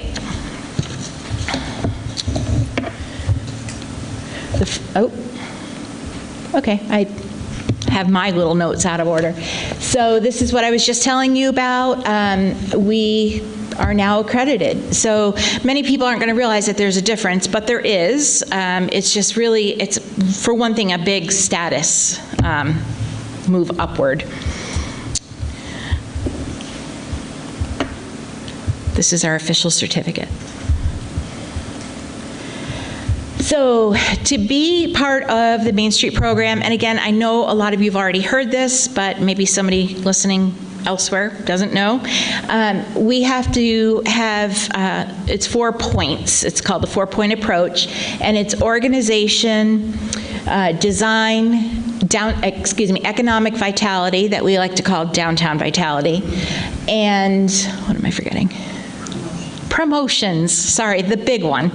So these, when all of these are working in sync, then we are reaching our strategic vision, which is what the 4-point approach ultimately wants, has been proven to help have happen. And that creates a transformation strategy, and everything works together. So it's interconnected and mutually reinforcing, driven by local goals and community input, and it's focused on long-term systematic transformation. The transformational strategy of the BBC has made something into tangible outcomes that preserve character, support growth, and build stronger, more resilient communities. So that is what we are hoping to continue to achieve here. Our work plans are submitted annually. We have chairs in charge or leading each of these committees, and they are very dedicated people, and so are the committees, to making everything happen. So each year these get submitted here, but I also have to submit them to Montpelier, and where they get looked at there as well. So it's there's a lot of thought behind all of these, even though they're laid out basically here. It's an important plan for our going forward. Let me back up, sorry. So the first one here is organization, so which involves creating a strong foundation for sustainable revitalization effort, including cultivating partnerships, community involvement, and resources for the district. So we have broken it down. Each of these work plans has the same categories: what the task is, who the responsible person is, the start date, the completion date, an expense associated with that could fluctuate, an income if there's one that goes with it, volunteer hours, staff hours, and any notes. The next one is design, which supports a community's transformation by enhancing the physical and visual assets that set the commercial district apart. And this is part of what we're doing with the sculptures, the quilt boards, and just there's so many ideas. When you come to a meeting, you can actually smell the smoke of all of our thinking. Like, it just doesn't stop all of our ideas. And we have the chair here for this committee, Michael McDonough. He's a fearless leader. Economic vitality, also downtown vitality, focuses on capital, incentives, and other economic financial tools to assist new and existing businesses, catalyze property development, and create a supportive environment for entrepreneurs and innovators that drive local economies. This committee is getting stronger and stronger. There's some new initiatives on here, and I think it's going to be a really good upcoming year for this. We have some great plans. Promotion. Positions a downtown or commercial district as the center of the community and hub of economic activity, while creating a positive image that showcases a community's unique characteristics. This is another one where in the work plans and in the budget, there's a big jump in marketing, and this is part of where it comes from. We really, we want to see a larger marketing campaign of sorts for downtown Bennington as a whole, possibly seasonally, on a pretty strict schedule so that it gets out there and not just locally. We want to get it out there further than just our Bennington community. So let me just change this. So this is the 2024-2025 projected versus annual. And as you can see, there was a net income this year of $1281.78, which obviously gets rolled right back into plans for 25-26. So having a tight margin between your projected and actual budget demonstrates a strong financial management, responsible planning, and organizational discipline. Here's why that's something to be proud of. We had accurate forecasting, fiscal responsibility, we had program effectiveness, trust, and transparency. We do what we say we're going to do. A close margin is not just a financial detail. It's a badge of operational excellence. It shows that the BBC is stable, trustworthy, and ready to responsibly handle greater investments and responsibilities in the future. So, as you can see again, it's really close. So what we projected was really almost spot on. So for the whole reason I'm here is to request the next year's DID incremental tax budget. So we are requesting more. It is a total of $3490, which is less than 3.5%. Where the jump really comes in again is in marketing. We really, again, want to let the downtown know how much we feel that they need to be promoted as a whole. Yeah, we do our events and all of that, which is great. That's also what helps us do more, because we have 2 events that bring in money. But allowing us to jump up just a little in our DID taxes will really help with this budget. I also made sure that I did things that were suggested by one of the select board members to make sure that we bring in more income on our events than we already have, which have already had a drastic increase. So sorry, one moment. So we all know CPI and the cost of living, everything is higher. So I really took into account all of that, but also took into account that we are generating more of our own revenue through sponsorships and doing bigger events and having more vendors. So I had wanted to ask for just like a lump sum for the budget, or for the marketing plan, but really taking a closer look at it, I was able to pare it down to this amount, the $3490, which comes out to basically $11.10 more per 100,000 of the business portion of a property, not the residential. So, which is very little compared to last year. So based in 2025, it was $283.60 per 100,000, and with this increase for 2026, it would take it to $294.70 per 100,000 annually. That's I thought I put it on here. It's like 93 cents a day. So, or less actually. So 93 cents per month, I'm sorry. It's $11.10 more per year than it was in 25. So in the next slide, you'll see that actually you can see it in both, but if you are like me and you want a visual, you can see how balanced out it really is. So what we're projecting, where the money will be spent, really balances out on both sides for a total budget of $205,000. So it's really, it's bigger than last year, but not a lot. And we have high goals, and I think that we've proven that we're meeting all the ones that we put up last year. So there's a year in review to give you an idea of how much we did. No music this year and no flipping slides so that we didn't have problems. But you can see that a lot has been done. Mayfest has had new things added to it. The kids are loving the different things that are being done at the different events, which brings more families out, which makes it a real community event. The Stilt Walker was a big thing.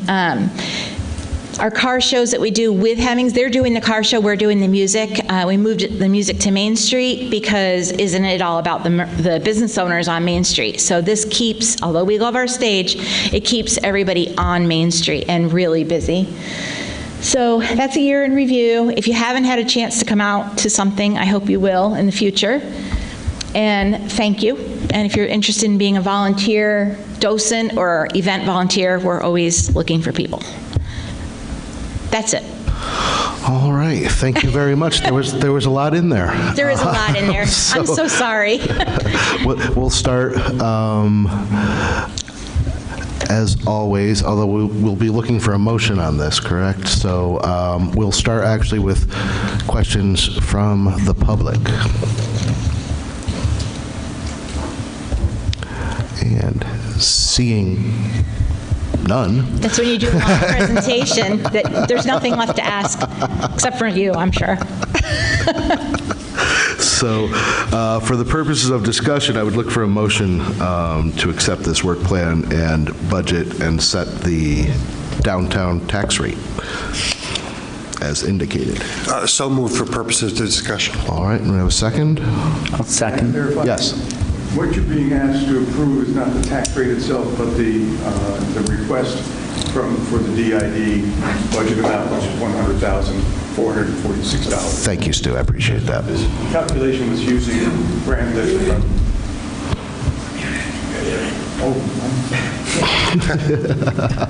I wasn't talking to you, but basically the grand list that's used to make this calculation is the grand list that we know, which is what is set. The future grand list may change slightly. So by improving the budget amount, the tax rate is then set by the grand list when you make the calculation. All right. Ed, would you adjust your motion accordingly? So I'll make the motion that we accept the proposed budgeted revenue item from the downtown tax district of $100,446. Thank you. And do we have a second? I'll second. Jackie, thank you. Any questions from the board? And purposes for discussion, that rate again is how much? The rate that it's multiplied by? Yeah, I'm sorry, per 100,000? That's okay. It goes up $11.10 from the year prior per 100,000. Okay. Yeah, I think this is, more marketing for Bennington is fantastic. My business works out of town 6+ months, give or take a year. And we go to events, we work at events. So whenever there are events in town, there are more people, there's more traffic, people are spending more, people are contributing to tax bases in towns. So the more people we bring into town, the more taxes come to our town. to me, that's fantastic. We need people to contribute to our tax base, so thank you. Thank you for saying that. Clark? Hi. Thank you for the information. Concurrent with what Sarah just said, one of my concerns has been, I live out on the west end, and I often see a steady stream of automobiles blowing right past the turnoff leading into our town. And I'm just wondering, as part of your promotions, do you have plans to help divert or increase interest in people coming into town instead of heading straight up 279?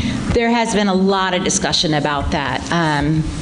Jonah and I and Chuck, we've been have been doing a bit of a survey around town, and there are people who would like to see a billboard there or some kind of signage prior to that turnoff, directing people to our downtown, showing that it's a historic area, that it's an arts and cultural center, that they're shopping and dining, because we're really missing an opportunity there. And I do 100% agree with it. We've looked at billboards, but Vermont doesn't like billboards, so we can't have one in Vermont. It would have to be in New York. But I think just some really, some great signage prior to that, that captures people's attention and makes them want to come into Bennington would be really, really ideal. So there's a lot of logistics behind actually getting that done, but it is being discussed. Okay, I would also apply that to pretty much both ends of the bypass, because again, coming from the Brattleboro area, people don't even see this town. I know, because they jump right on and go north. So, and I realize the signage problem in Vermont, but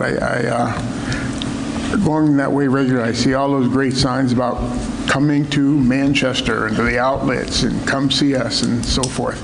And people don't have an awareness in my mind of us, and I'd like that increased. Yeah, I do think we have to do a better job with it because we can't let people go around our town. I mean, that's not good. We have so much to offer here, and we just have to capture them before they make that decision to go around us.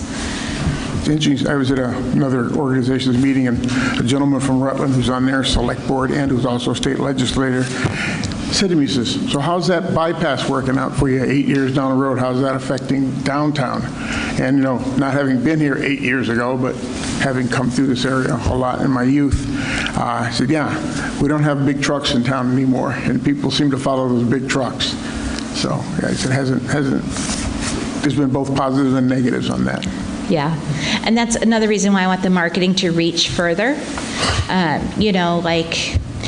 For instance, in the marketing plan, I'm thinking of some radio coverage that reaches Saratoga. People are in their car driving and they're hearing it, and Albany and beyond. And then also, digital marketing, Ahmed, wherever he is, will tell you is a big thing now, and we need to do more there too, in addition to print. But there's definitely some things we have to look at, and that's part of the marketing budget. It's interesting.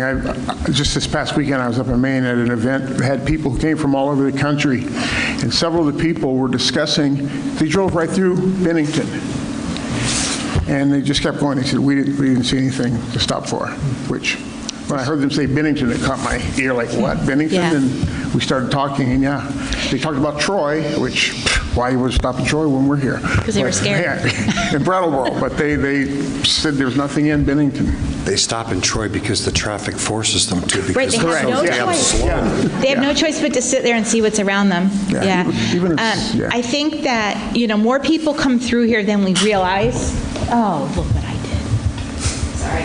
Good thing I'm done flipping. She did that on purpose so we won't make her go back Yeah, to us. you can't make me go back now. But when, at the visitor center, which is part of my job that I absolutely love, because obviously I love to talk, but I love to share what we have here with people. So when I don't have a docent in-house, I am literally excited to talk to people and tell them what we have going on and what's coming up. And people often say, they're usually coming from the south, that's how they don't miss us, but they often say they didn't realize what we had, and I tell them to leave their car wherever it's parked, they go downtown, town, and often they'll come back and tell me they had no idea that what a great town it was, how much history there was. They love the across the street signs, which until I had this job, I didn't realize how interesting those are. And if you haven't stopped on Main Street, you should, and read those and look across the street. So we just really have to capture them. You know, we really do. And people do love it here once they stay. And our events, the festivals in particular, really do draw people into town. Okay. I saw Ed first, then Jim, then Jackie. So one question up front. Your fiscal year is the same as the town's, right? So this is a July 1, 2025 through June 30, 2026 budget. Yes. Yep. Yes. I would just recommend that we look at this earlier in the year because you were so under the gun. It was today or never, right? Yeah. So I just think that more time for everybody ought to be considered.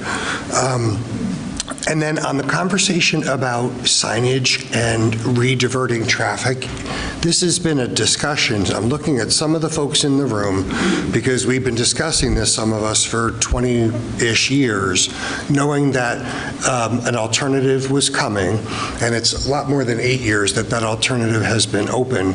And in the initial opening or lead up to the opening of what is referred to as the bypass, there were studies done on billboard effectiveness sort of before and after.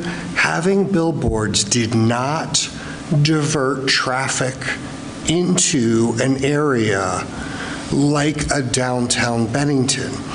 We did some billboard, we took some billboard expense at the beginning of the 279 situation, and then we got smart and started looking at the studies when we realized that we weren't filling the downtown like we had hoped. The point that I'm making, this long point that I'm making is, I would implore you to look around your public and bring in some institutional knowledge about pre-279 days and what work was already done so that you're not doing the same thing again. Right. Okay? That's it. I took away from your presentation, and I know that this is a collaboration for you, the transformative strategy, that can be applied to so much of what we do, your organization as a whole, but your individual disciplines, right, your individual departments, and I'm sitting here listening to my brain tell me how I can apply some of that stuff in the corporate world that I work in. So thank you. You're welcome. It's a proven strategy. The Main Street program, like, it works, and I wish I had brought stats. I should have, of what it's done for the nation in all these small towns, but it's done a lot. If everything is followed, it really works. I may want to pick your brain more on that as time goes on. Okay. Thanks. Thanks. Jim?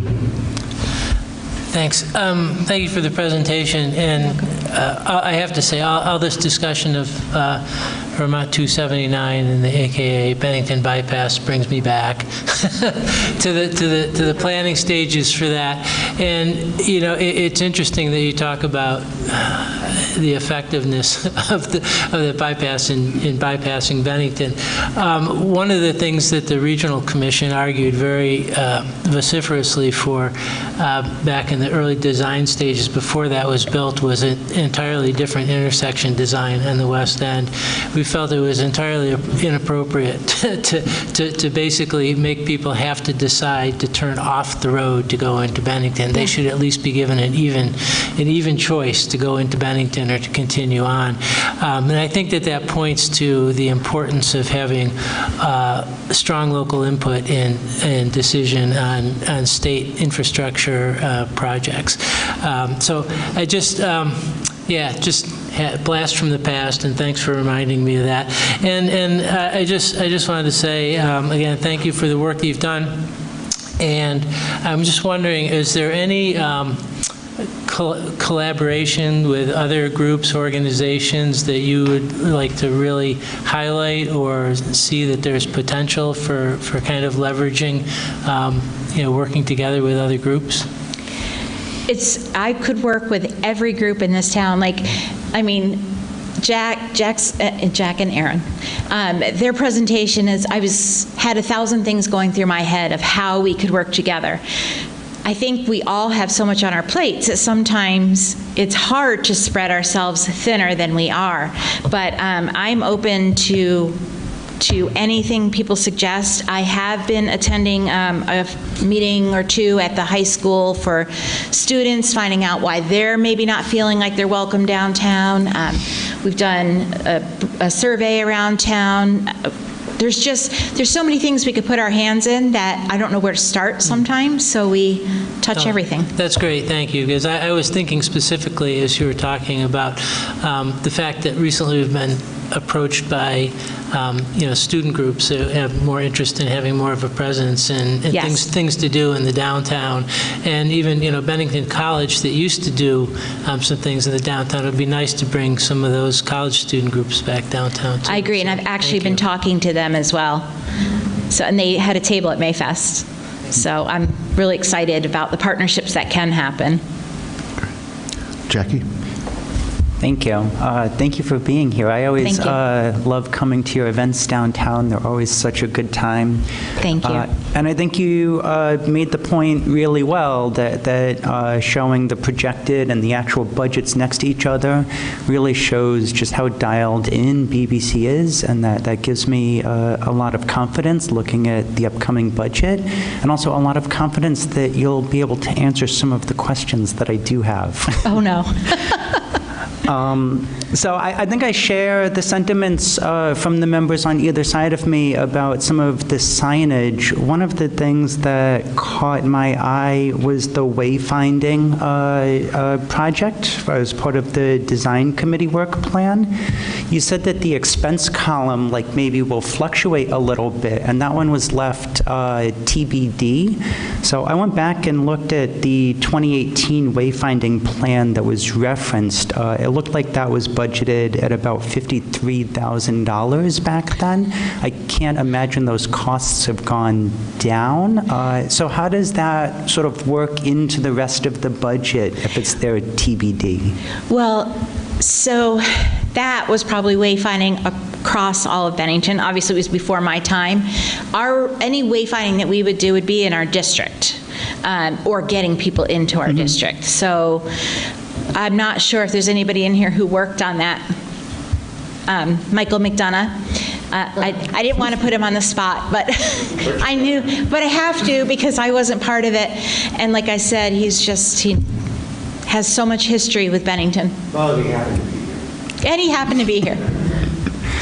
I want to make a distinction between wayfinding programs in general and the specific program that we're approaching now. The 2018 grant request was based on, it was the town that made the request with significant input from the BBC for wayfinding signs throughout the downtown, ergo the cost. Our focus right now is to identify the entrance points to downtown, which are not necessarily coincidental to the boundary of the designated district. We have done studies and have determined in our minds and collaborated by outreach to the community that downtown Bennington is more than the designated downtown.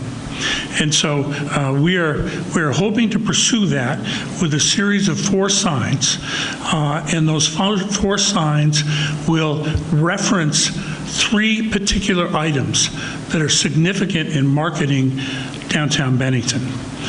The first is that it is a National Register Historic District. The second is that it is a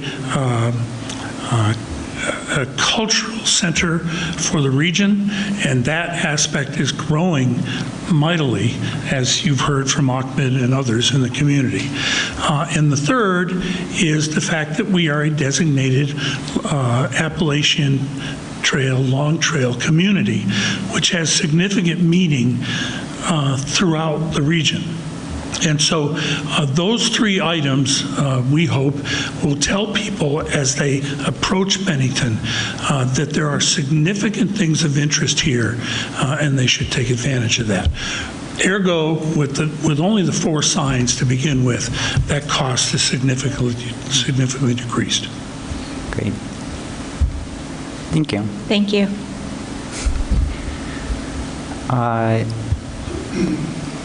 The next one was the vacant space activation. Activate 3+ temporary uses. Can you share a little more about that? Yeah, so let me go back to the collaboration part. I do have to say that since I've been with the BBC, I've worked closely with Shannon, and we've shared a lot of ideas. I've worked with Jonah and also with the chamber. So we really are all on the same page, that we just want to do good for our area. So back to your question, Shannon and I have talked about this, and she had originally gotten the phone call from the art professor. You want to come up? Or do you want to? So I'm going to let Shannon explain it, but this is one way that we can fill a space and not have it look empty. Sorry, put you on the spot now. Sure. No, hi, everyone. So recently during Mayfest, it happened to coincide really well with the timing during Mayfest, but there was a Bennington College professor who was visiting, and just a short stint on public art and community engagement. And so he reached out to me. I connected him with M&S Development, who manages the Putnam block, and let them know that there was this interest in doing a class for the month of May. And so his students met in one of the spaces in the Winslow building. They're on the west part of Main Street. And then they had a community event as part of Mayfest. So that's just an example. And so we get queries all the time for different ideas. And so we are part of, I also recently joined the Downtown Vitality Committee, and I'm trying to recruit some other members.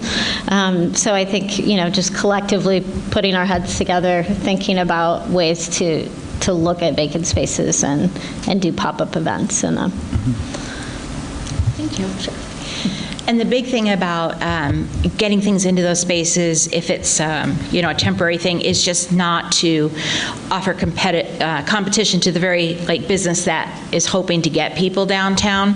So I think getting some interesting things into these empty spaces would be really beneficial. Again, back to I went to the high school.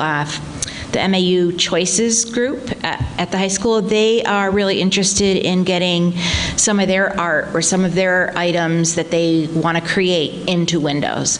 So now the big challenge will be to get some of these landlords to say yes, who have vacant spaces, but I think it's really going to be a great idea. And then even, do you mind if I mention it? Tutorial Center, she's very open to having history put in the window, because we have so many significant historical events taking place. We can do a sort of timeline there. So there's lots of things that we can do in these windows, and we also have to really appreciate the merchants that are going above and beyond with their windows. Some of them are just amazing, which makes the vacant one look 10 times more vacant. But it's nice to see the businesses putting their time into it. Great.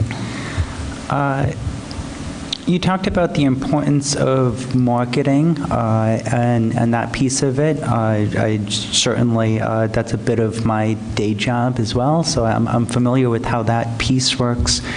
I see that the collaborative and local-based marketing, you've budgeted a somewhat significant amount here with the promotion chair as the responsible person. I don't see any income listed next to that. Maybe that's just like a marketing expense that's hard to measure the return of. So I'd be interested to hear what return you're looking for from that outlay. And also, if you have any concerns about, it looks like the promotion chair is currently TBD as well. Yeah, we have somebody very strong on our board who will hopefully fill that position, and this person has unbelievable talent and will also collect data that I've witnessed this person do with other things that this person is working on. I'm not giving it away, am I? So, and the reason that there's not a return on some of these things is because the BBC isn't really here to make money. We're here to bring business to our downtown business owners. So we have to put the expense out for them to see the return, and eventually we'll be able to collect data on that. So in my mind, I'm thinking that I'd like to see a very seasonal campaign, and it would also change at the kiosk with the businesses, as a whole being listed on there, not just having events on there. So that when people are walking, they see it, when people are driving through, but it'll also correspond to a whole campaign in newspapers, print and digital. Great. Yeah, fantastic. That makes total sense to me. I look forward to seeing that data, and good luck filling that position with someone great. Thank you.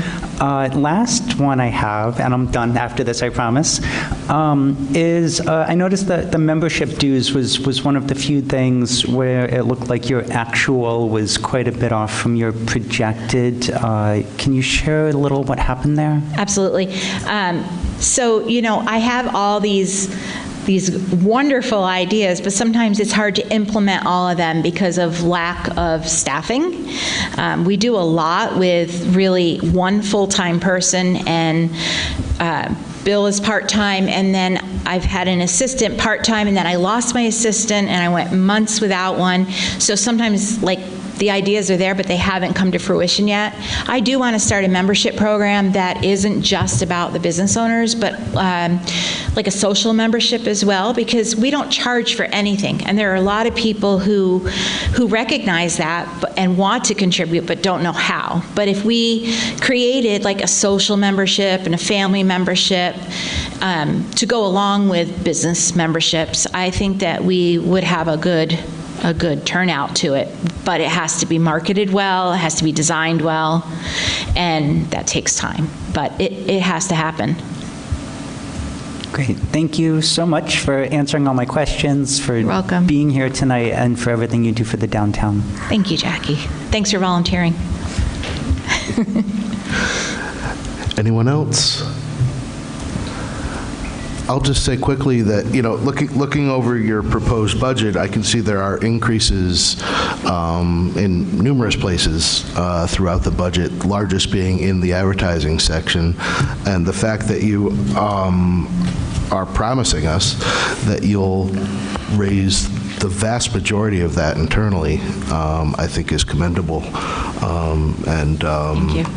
So I do appreciate all the work that went into trying to figure all that out. So thank you on that. So if I see nothing else, I will call the vote. So all those in favor, please signify by saying aye. Aye. Aye. Any opposed? And any abstentions? All right, the ayes have it. Thank you very much. Thank you very much. And we appreciate everything you do as well.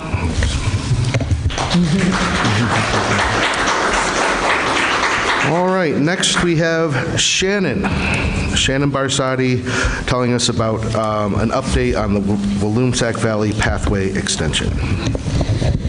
Okay, hi everyone. I'll try to be quick. Yes. Going to fix that. Does this work? Oh, thanks. And it works? Okay, great. Okay, so I'm here tonight to give an update on the Walloomsac Valley Pathway Extension. So the Select Board asked for staff to do some more research on this, and so that's what I was tasked to do tonight. So the purpose of this extension is to connect two important recreational assets while enhancing and protecting a valued historic site. So it's really more than two when you think about, I'm going to use this cool pointer here, when we're talking about the Walloomsac Valley Pathway, we're really talking about all of these sort of smaller sections of trail that have been renamed the Walloomsac Valley Pathway, right? So that includes, if you start here, right at the entrance of Bennington College, you're talking about all of what's been called the Ninja Path, now will be fully paved, and that will then connect with the rail trail, and then the Riverwalk, the downtown Riverwalk that was discussed tonight. But one of the challenges is that when you get to the end of the Riverwalk, there's a whole other trail system down here with the Greenberg, the Headwaters Park, and then the Greenberg Reserve, which was formerly called One World Conservation Center. But getting there is a challenge. So what we're talking about is a small extension here. There was a presentation by BCRC and Samantha Page in May, and I'm just going to give a little bit more detail about that. So the motion at that meeting in May was to direct staff to return a report to the Select Board no later than June 23rd with information on the costs and availability of town resources needed to install a paved pathway from Main Street through the Village Cemetery to Morgan Street. And this is a little bit hard to read, but I'll just point out, we're talking about the southern section here. So the Riverwalk ends here. We're talking about an extension that's going to be on road at Scott Street and down Safford, crossing Main Street, and then this small section through the Village Cemetery and then connecting to the Headwaters Park and the Greenberg Reserve. So that's what we're talking about. And the component of the motion here was to obtain and install signs and pavement markings to direct path users from the current terminus of the Riverwalk at Park Street to and along Scott Street on the existing sidewalk and street to Safford Street and then to the crosswalk on Main Street. So another cool map here showing where the Riverwalk is, then going along Scott Street, which is where the Energizer facility is here, to Safford, and then crossing. So this is a way of, the on-road extension makes sense as a way to just connect people who are either walking on foot or by bike as a way to get to the rest of the trail system.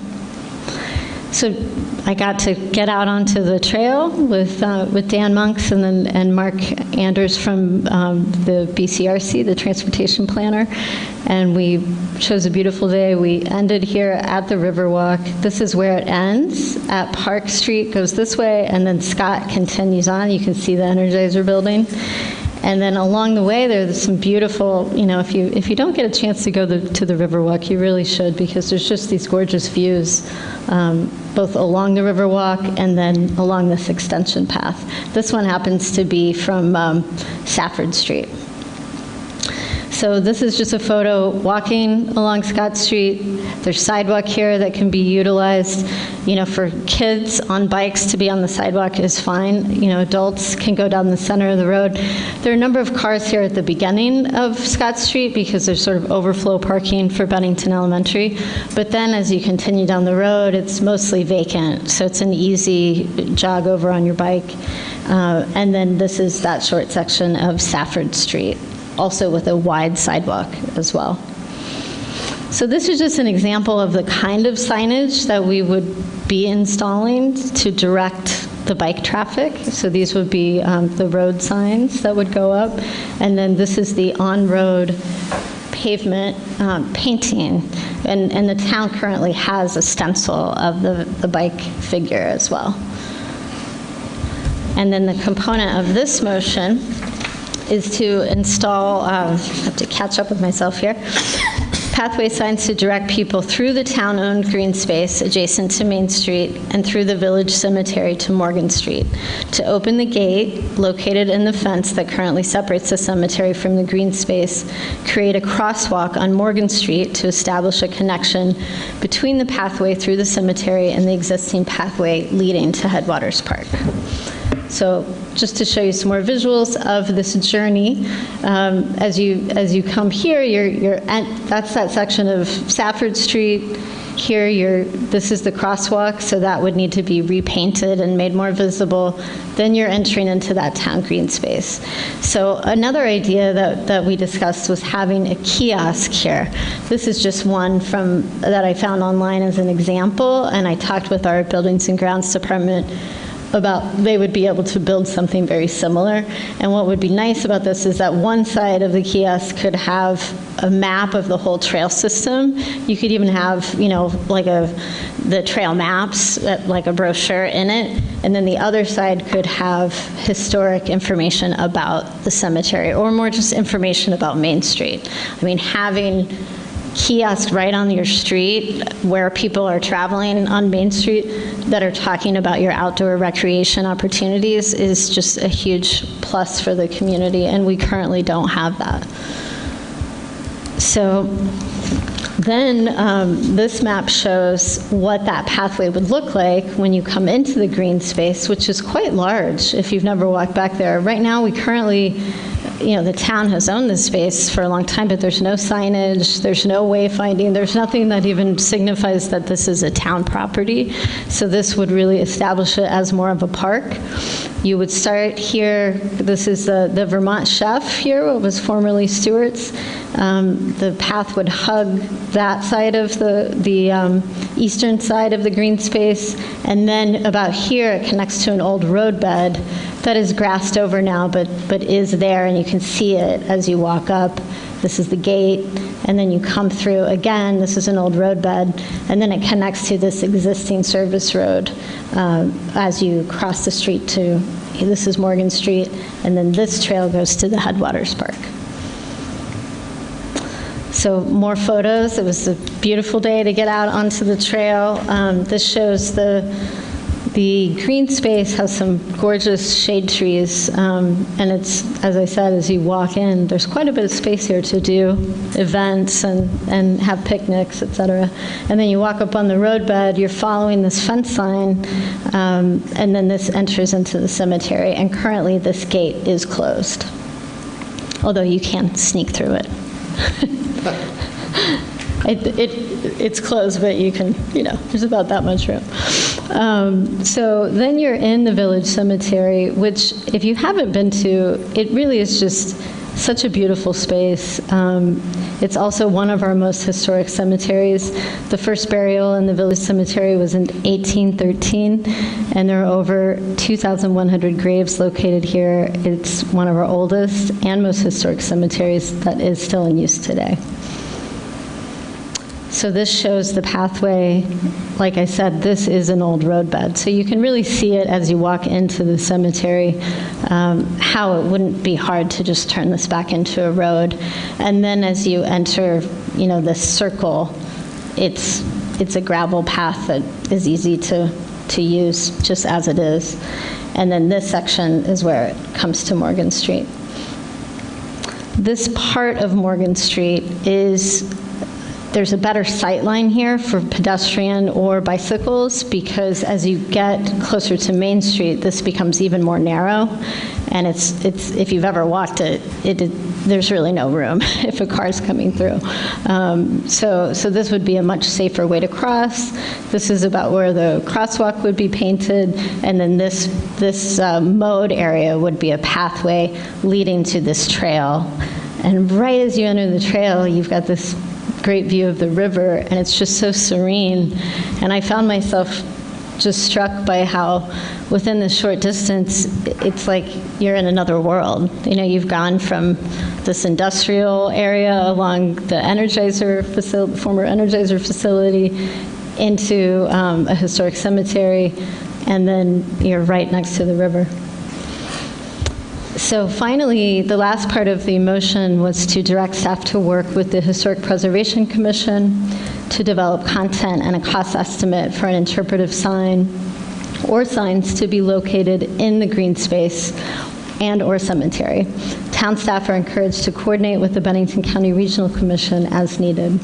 So I think there are three things that we're trying to do with this signage. We're trying to inform users of the pathway, share the history of both our downtown and the historic cemetery, and also to protect our cemetery. So just to give you an example, I have discussed this project with, I'm a member of the Historic Preservation Commission, and the HPC actually discussed it at length, but we haven't yet had an opportunity to really talk about signage, but this is something that I will bring back to them at the next meeting to really start to dig in at what the signs would look like. But this just gives you an example of the kind of historic interpretation that you could have. And the reason I chose these images was that when you go into the village cemetery, you see some really prominent names of Bennington families who were, from kind of the industrial heyday. So for example, the Norton family is buried there, and so we're really famous for Norton pottery, if you've ever seen this piece at the Bennington Museum. This is Henry Putnam Jr., so of the Putnam Hotel and the Putnam Memorial Hospital, now called SVMC. And then this image is of the Valentine spinning mill, which was a textile mill owned by the Valentine family. And so they're also all buried in the village cemetery.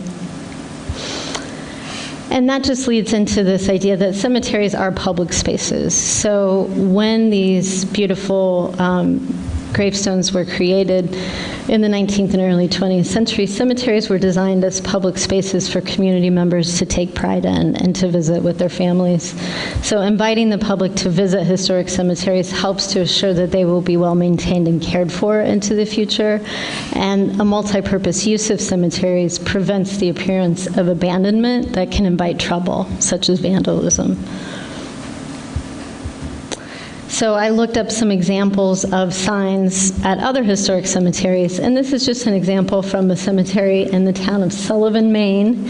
And I think having something like this right as you enter, right next to the gate, would be a great location, because right now, again, there are no signs at all about the village cemetery as you're entering, either from that green space on Main Street or from Morgan Street. So having signage that talks about, respecting the history in the cemetery, respecting that it is a space for reflection, that it, having the hours, having things like, for example, if you're with your dog needs to be on a leash, you need to clean up after your dog.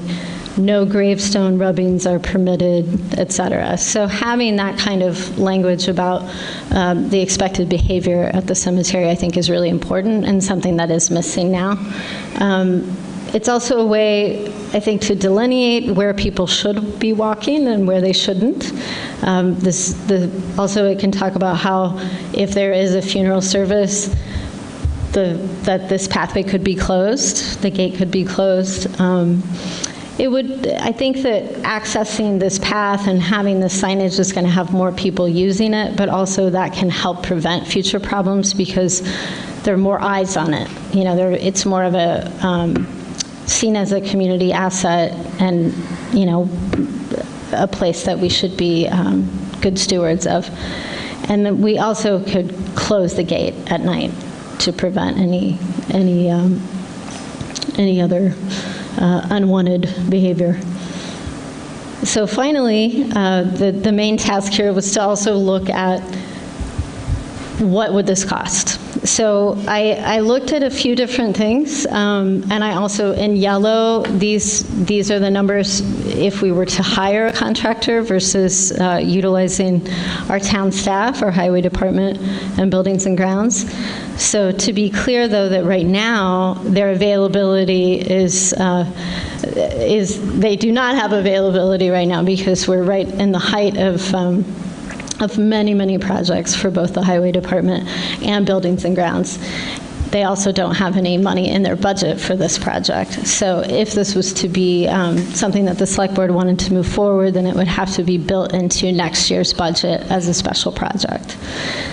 But that being said, we looked into what the cost would be for excavation, gravel, paving, bike route signage and crosswalk painting, a kiosk, and cemetery signs. So If the town staff was to do this work, then that excavation cost would not be there. But if we were to hire a contractor, it's a little over $17,000. And when we looked at the site, we walked with MSK engineers as well, and really there would be very minimal excavation. Obviously that's a concern if we're going into a cemetery space, even if it is over an old roadbed. So it really would just be removing that first layer of sod and then building above it, because there's room to do that. And then gravel, also a little over 17,000. Paving, if town staff was to do it, is $46,344, because we do have all of the equipment to now do that paving. In fact, the highway department completely repaved the Riverwalk recently. So that's a huge cost saving if we're to do it ourselves. A contractor would be, would be more than double. And then the bike route signage is pretty minimal, and then the crosswalk painting around $800. The kiosk, if we were to build it ourselves and then have some signs inside of it, $1,500, and then the cemetery signs for $500. So the total cost of doing the path solely in gravel with town staff would be $19,940. If it was hired out, over $37,000. Paving it with town staff would be a little over $49,000, and then with a contractor, $126,000. So that gives you an idea of the cost. And at that, I'll just open it up for questions about the next steps. Thanks very much. Sure. I think you ticked all the boxes on what we asked you to bring to us, so I'll open it up to my fellow board members. Clark? Hi, Shannon, thanks a lot. I was thinking of different things, the signage, the aesthetics of signage. We ever think of those QR codes, not just for that last leg we spoke about, but covering the entire length. As we all know, everybody's brother is wedded to their electronic devices, and I think a QR code reader can, I think, be a lot more informative and aesthetically a little better. And that one stretch you talked about where the grass is kind of grown in, I don't know. I'm uncomfortable with the idea of pulling up grass and putting in gravel. I think that might be not as aesthetically pleasing to see a gravel run where there was this nice level of grass. I'm sure, I don't know how much foot traffic or bike traffic we would have through there that might wear a path through there, but I just think the idea of pulling up grass and paving it or graveling it just wouldn't be a good site. But it's things to consider. Yeah, I mean, that's a good point. I think that certainly it would be a challenge.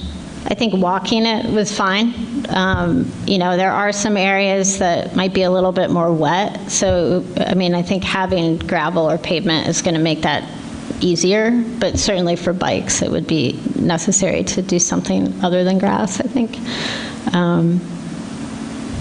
Yeah. Any other questions? Jim?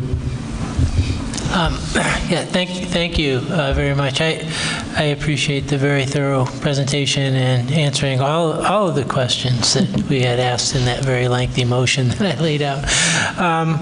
And I think it's worth looking at as we develop the budget, and I think $49,000 for a lot of the benefits that you pointed to in your presentation is probably going to be a pretty good deal.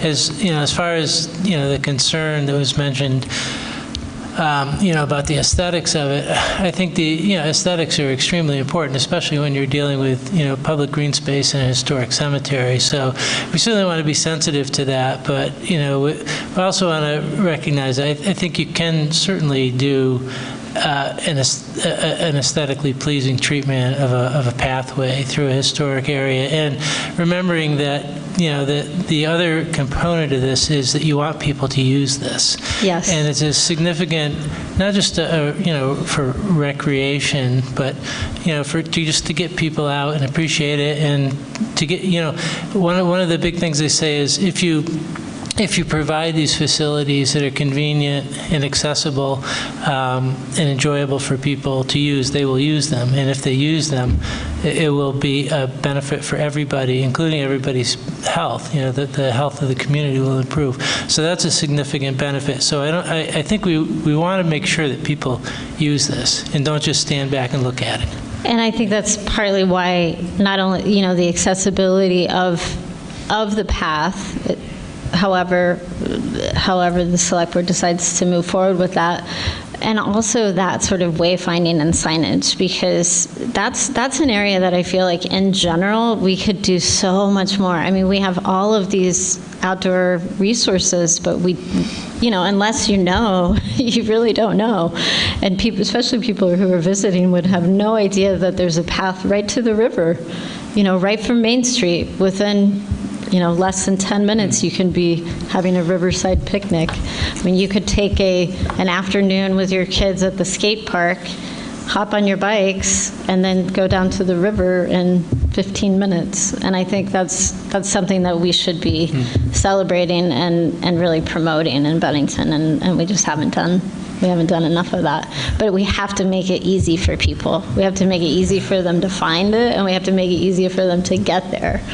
So. Yeah, and just to follow up on that, I know that there's an early effort to develop a consistent Williamsack Valley Path sign so that all those segments that you referenced earlier in that first map are tied together with one uniform sign. That'll make a really big difference. That's the next project that I'm going to rope Jonah into.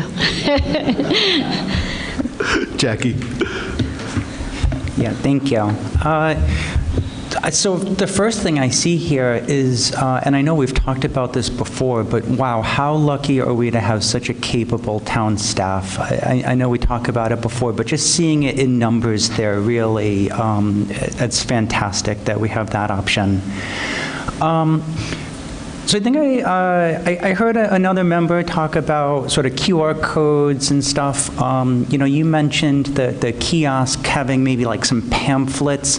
I think I would be disappointed to see like only pamphlets. I would be really frustrated, I think, to walk by and see that empty. And I know that can happen easily and it has to be restocked. So if you just put like, some digital code behind it or something, then you kind of solve that. Right. The sign that you showed said open to foot traffic only, but ours would not be open to foot traffic only. This is an extension of the bike path, or would it be foot traffic only in the cemetery? Well, we discussed the idea of people walking their bikes. I mean, that certainly is an option. I don't think by putting the sign there, I didn't mean that we would replicate everything. It was just an example of the kind of signage that we would probably be looking at putting on the gate. But I do think something about, being respectful, particularly making sure that people know that it is at times still an active cemetery, and to act accordingly. Great. One of the first images that you showed was of the, I'm going to call it the northwest section of the pathway where it comes out by Energizer. Right.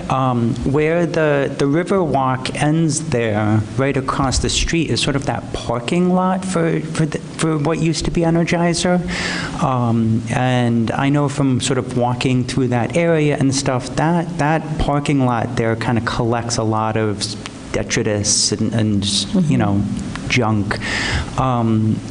Is there anything that can be done to address that, or direct people away from there? Because it just strikes me as something that could potentially be dangerous for small humans. Right. No, that's a really good point. And I walk that area a lot, and I always think, we've got to turn this into another green space again, right by the river.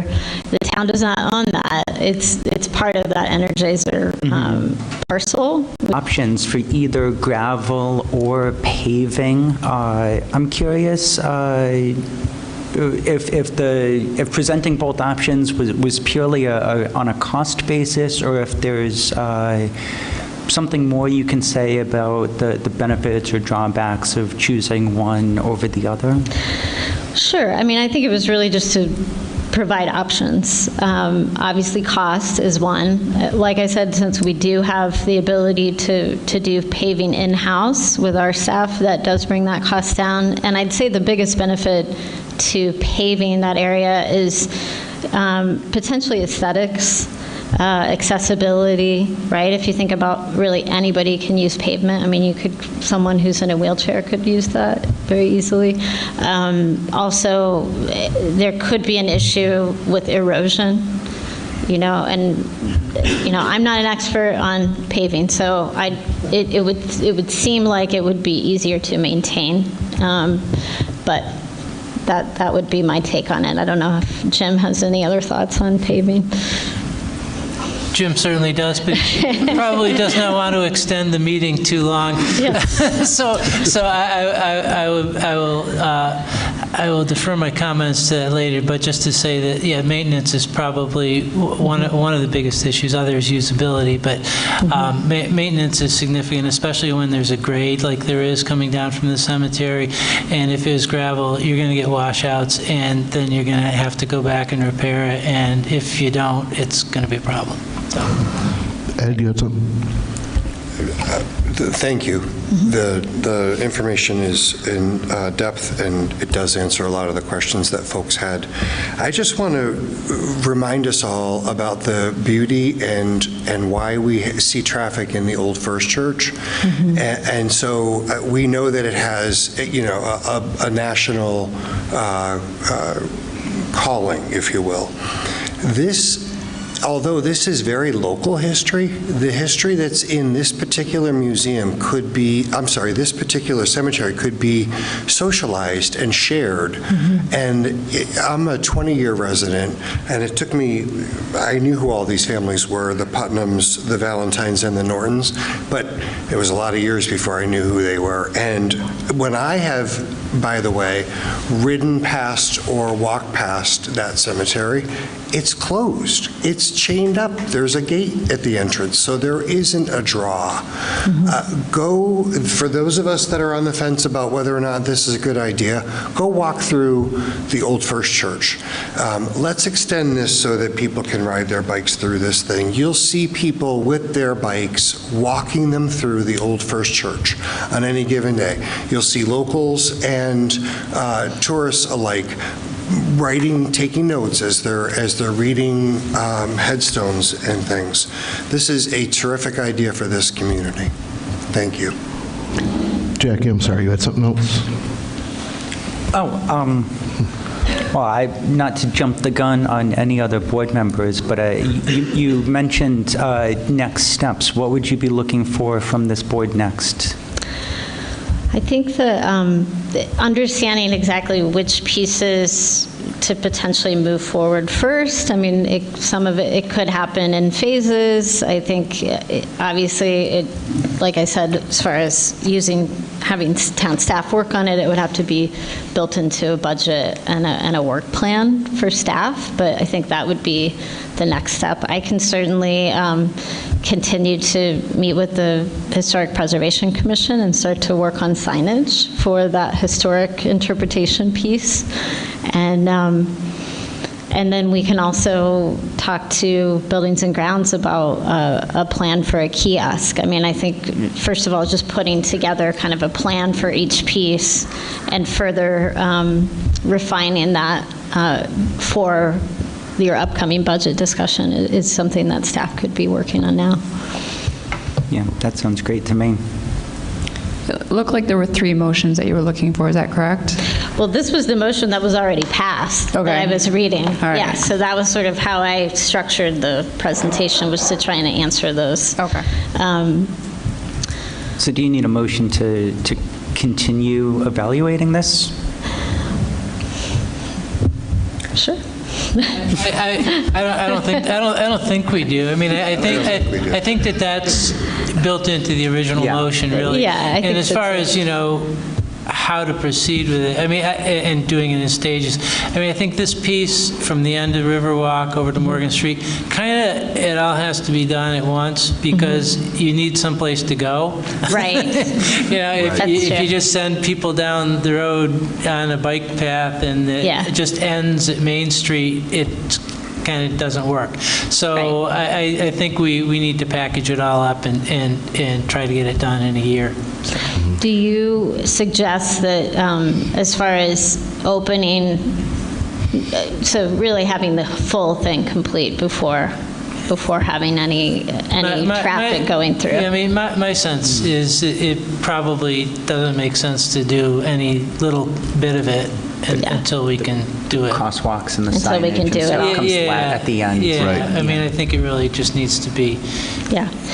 When you're thinking about budgeting, I'm sorry, I just wanted to jump in on what they're talking about budgeting. If you're thinking about that and you just talked about historic preservation and interpretation, there might be some grant funding if we can, socialize. You're the expert. Yeah, I can look. Let's share the cost of this thing is what I'm hoping to get across. And I would say, looking at the difference in cost estimates between hiring a contractor and having town staff do it, in terms of the overall impact on the taxpayer, I don't think we should even really be considering having contractors do it. Right. I really put that there in some ways just to show how much, we save by our capable town staff. And I just want to chime in briefly, very briefly, because I think we're almost an hour ahead of schedule. Behind, sorry. I'm so tired. I'm getting tired here. I think that something like this will bring in younger families when we have more housing.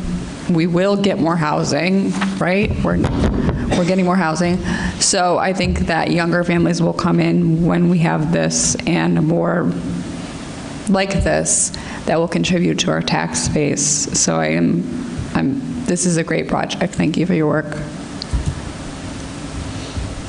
Anything more from the board? Anything from the folks in the audience? Tyler Colfan, Bennington. So as a cyclist, I would just really recommend going the route of paving it because a lot of commuter and long distance bikers use road bikes with really skinny tires.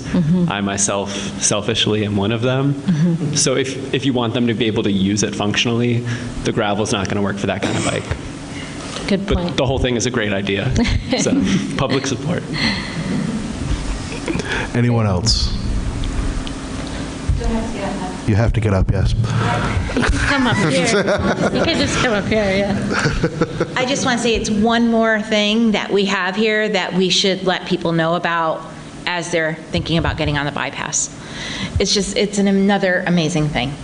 All of our activities. Yeah. Okay. See, Well, that's really why I think it started with the Planning Commission, this idea of really naming this whole pathway as one whole thing, because Dan would probably know better than me, but isn't it going to be close to 20 miles when it's all completed? Well, it depends where you start looking at it. Yeah, but I mean, it's... North Bennington all the way down to almost Nottingham. Right, so it's significant. Like, it's something, if you're coming and want to make a day of it, it's more than just this little section and this little section when you put it all together. Great, so just to clarify, so I will continue working with town staff, refining this budget, working on signage designs, logo designs for the Williamsack Valley Path, and then we'll be ready for budget discussion. I think we had one more in the back.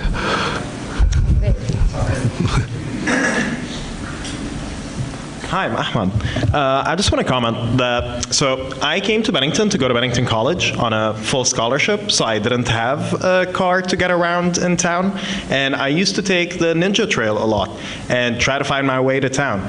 It happened a few times that on my way back to North Bennington, to the college, I ended up in New York because of lack of signage, and I was way into biking back then. So, I mean, this honestly might be something that is really going to power up some Bennington College traffic to town. I feel like with a lot of, especially with the good choices around just calling it one thing, marketing it as a very easy path from here to here, I feel like that's really going to bridge a lot of opportunity, especially between the couple of local, like North Bennington, Bennington, and the communities that we have, but also Bennington College students who regardless what's their financial background is, just having access to biking or just walking to town is going to be a really cool opportunity. So yeah, this is way too cool. Thank you. Thanks, Ahmad. I see Mike Cutler here too, so next time we'll have to take the path with Mike and make a video.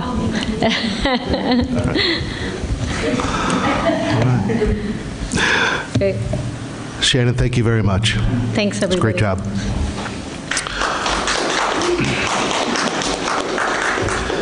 On to the manager's report. Actually, I don't have any action items tonight, and two of the items that I've included in the report are really announcements I think that the chair would prefer to make regarding boards and commissions openings and the topic for the upcoming listening session. So I will yield to the chair. Well, thank you very much. As everyone probably knows, we just did go through the process, the fairly lengthy process to fill openings on our various boards and commissions. We do still have 4 positions that are open, and if there's no objections from my fellow board members, I think I'll ask the town to re-advertise those, staff to re-advertise those.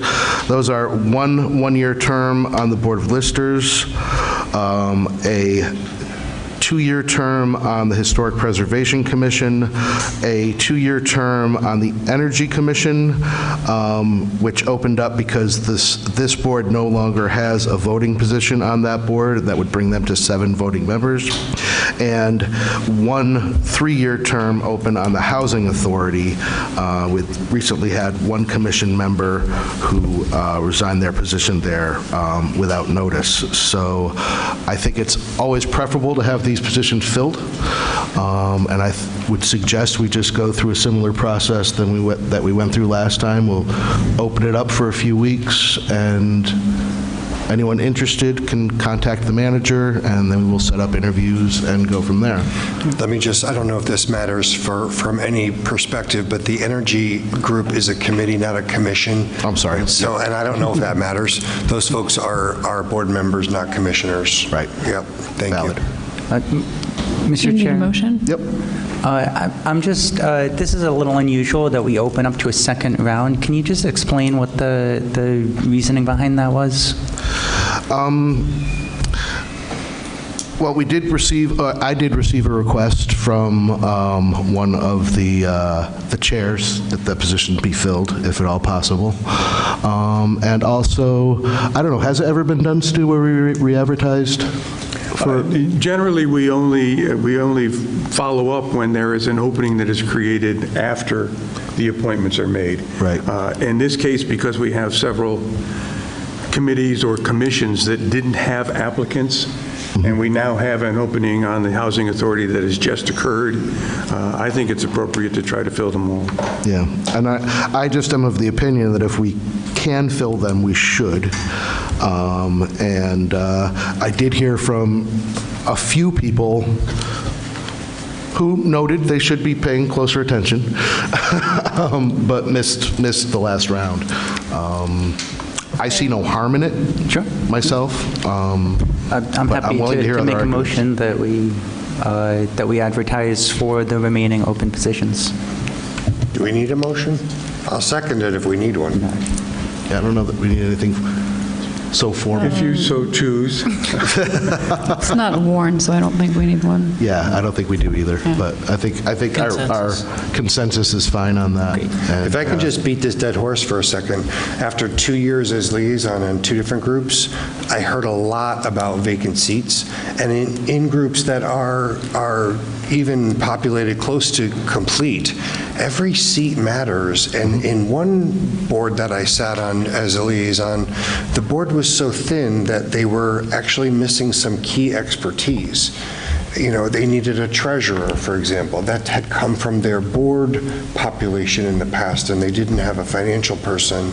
That seat was open. That's just an example of why these things are super important to fill. It also increases the chances they may have difficulty reaching quorum at their meetings as well, so. Yeah, I think maybe all of us may have heard that, so yeah. Yep. So there you have that. And our listening session, our next listening session is scheduled for this coming Wednesday from 6 until 8 right here. We will be hearing from the public on their opinions surrounding the challenges faced at the Bennington Monument and what this board or the citizens of Bennington can do to help that process move along. And as time allows, we will accept open comment as well. So please do join us on Wednesday right here in this room from 6 until 8. Tom, okay. Yep, go ahead, Jim. I just jump in on that a little bit. I know that there's been some comments out there that noting that the Bennington Battle Monument is a state-owned asset and it's their responsibility. But I think that given the fact that folks from around the state have been commenting on the future of the Bennington Battle Monument, I think it makes sense for the community where it is located and is really a treasured community resource for people to weigh in on what should happen to it. It harkens back a little bit to the discussion we were having about the Vermont 279 design intersection. That's a state highway, state-owned highway, and if the town didn't make enough noise about it, maybe if the town had made a little bit more noise and offered a clearer position on what the intersection should look like, maybe we wouldn't have such an issue with people using the bypass to bypass Bennington. So I think it's important, really important for the town to take a position on this, and I think it's really important for people, whatever they may think about the future of the Bennington Battle Monument. Probably some people would just as soon it not be restored. But I think it's really important for people to come out, let us know what they think, so that we can formulate a position and offer that to the state. Thank you. Thanks, Jim. Well said, I think. Stuart, anything else? Nothing else. All right, very good. Upcoming agenda. I have heard from numerous organizations around town, but none of them are ready. So, do you have anything, Stu? That's great. We're looking at July 14th as our next scheduled meeting. We'll probably be ready to set the tax rates for Highway, General Fund, and Fire Department. Dan, will you have a town plan update ready for us? Not right now. So that's really all I've got from necessary business to come before this board. I'm sure we'll find something. We always do. All right. Other business. I'm going to start at that end tonight. Ed, would you like to go first? Nothing from me. Thank you. No, nothing. Now, other than be aware of the heat. If you have older people or people with chronic illness, they're close to you, please check in on them. Make sure they get well hydrated and are looked into. And of course, don't lock your dog in the car.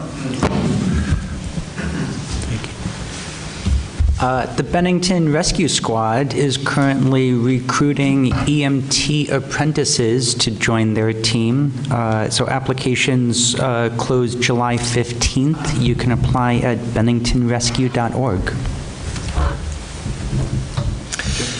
Thank you. I have nothing further. All right. I'll just point out to everyone that the weather in the last few days was the first test of our new heat annex, and I'm happy to report that Chief Doucette and everyone else were right on top of things, and the annex appears to have functioned as intended. And if we hear any feedback otherwise, we'll definitely take that and make any adjustments necessary. So.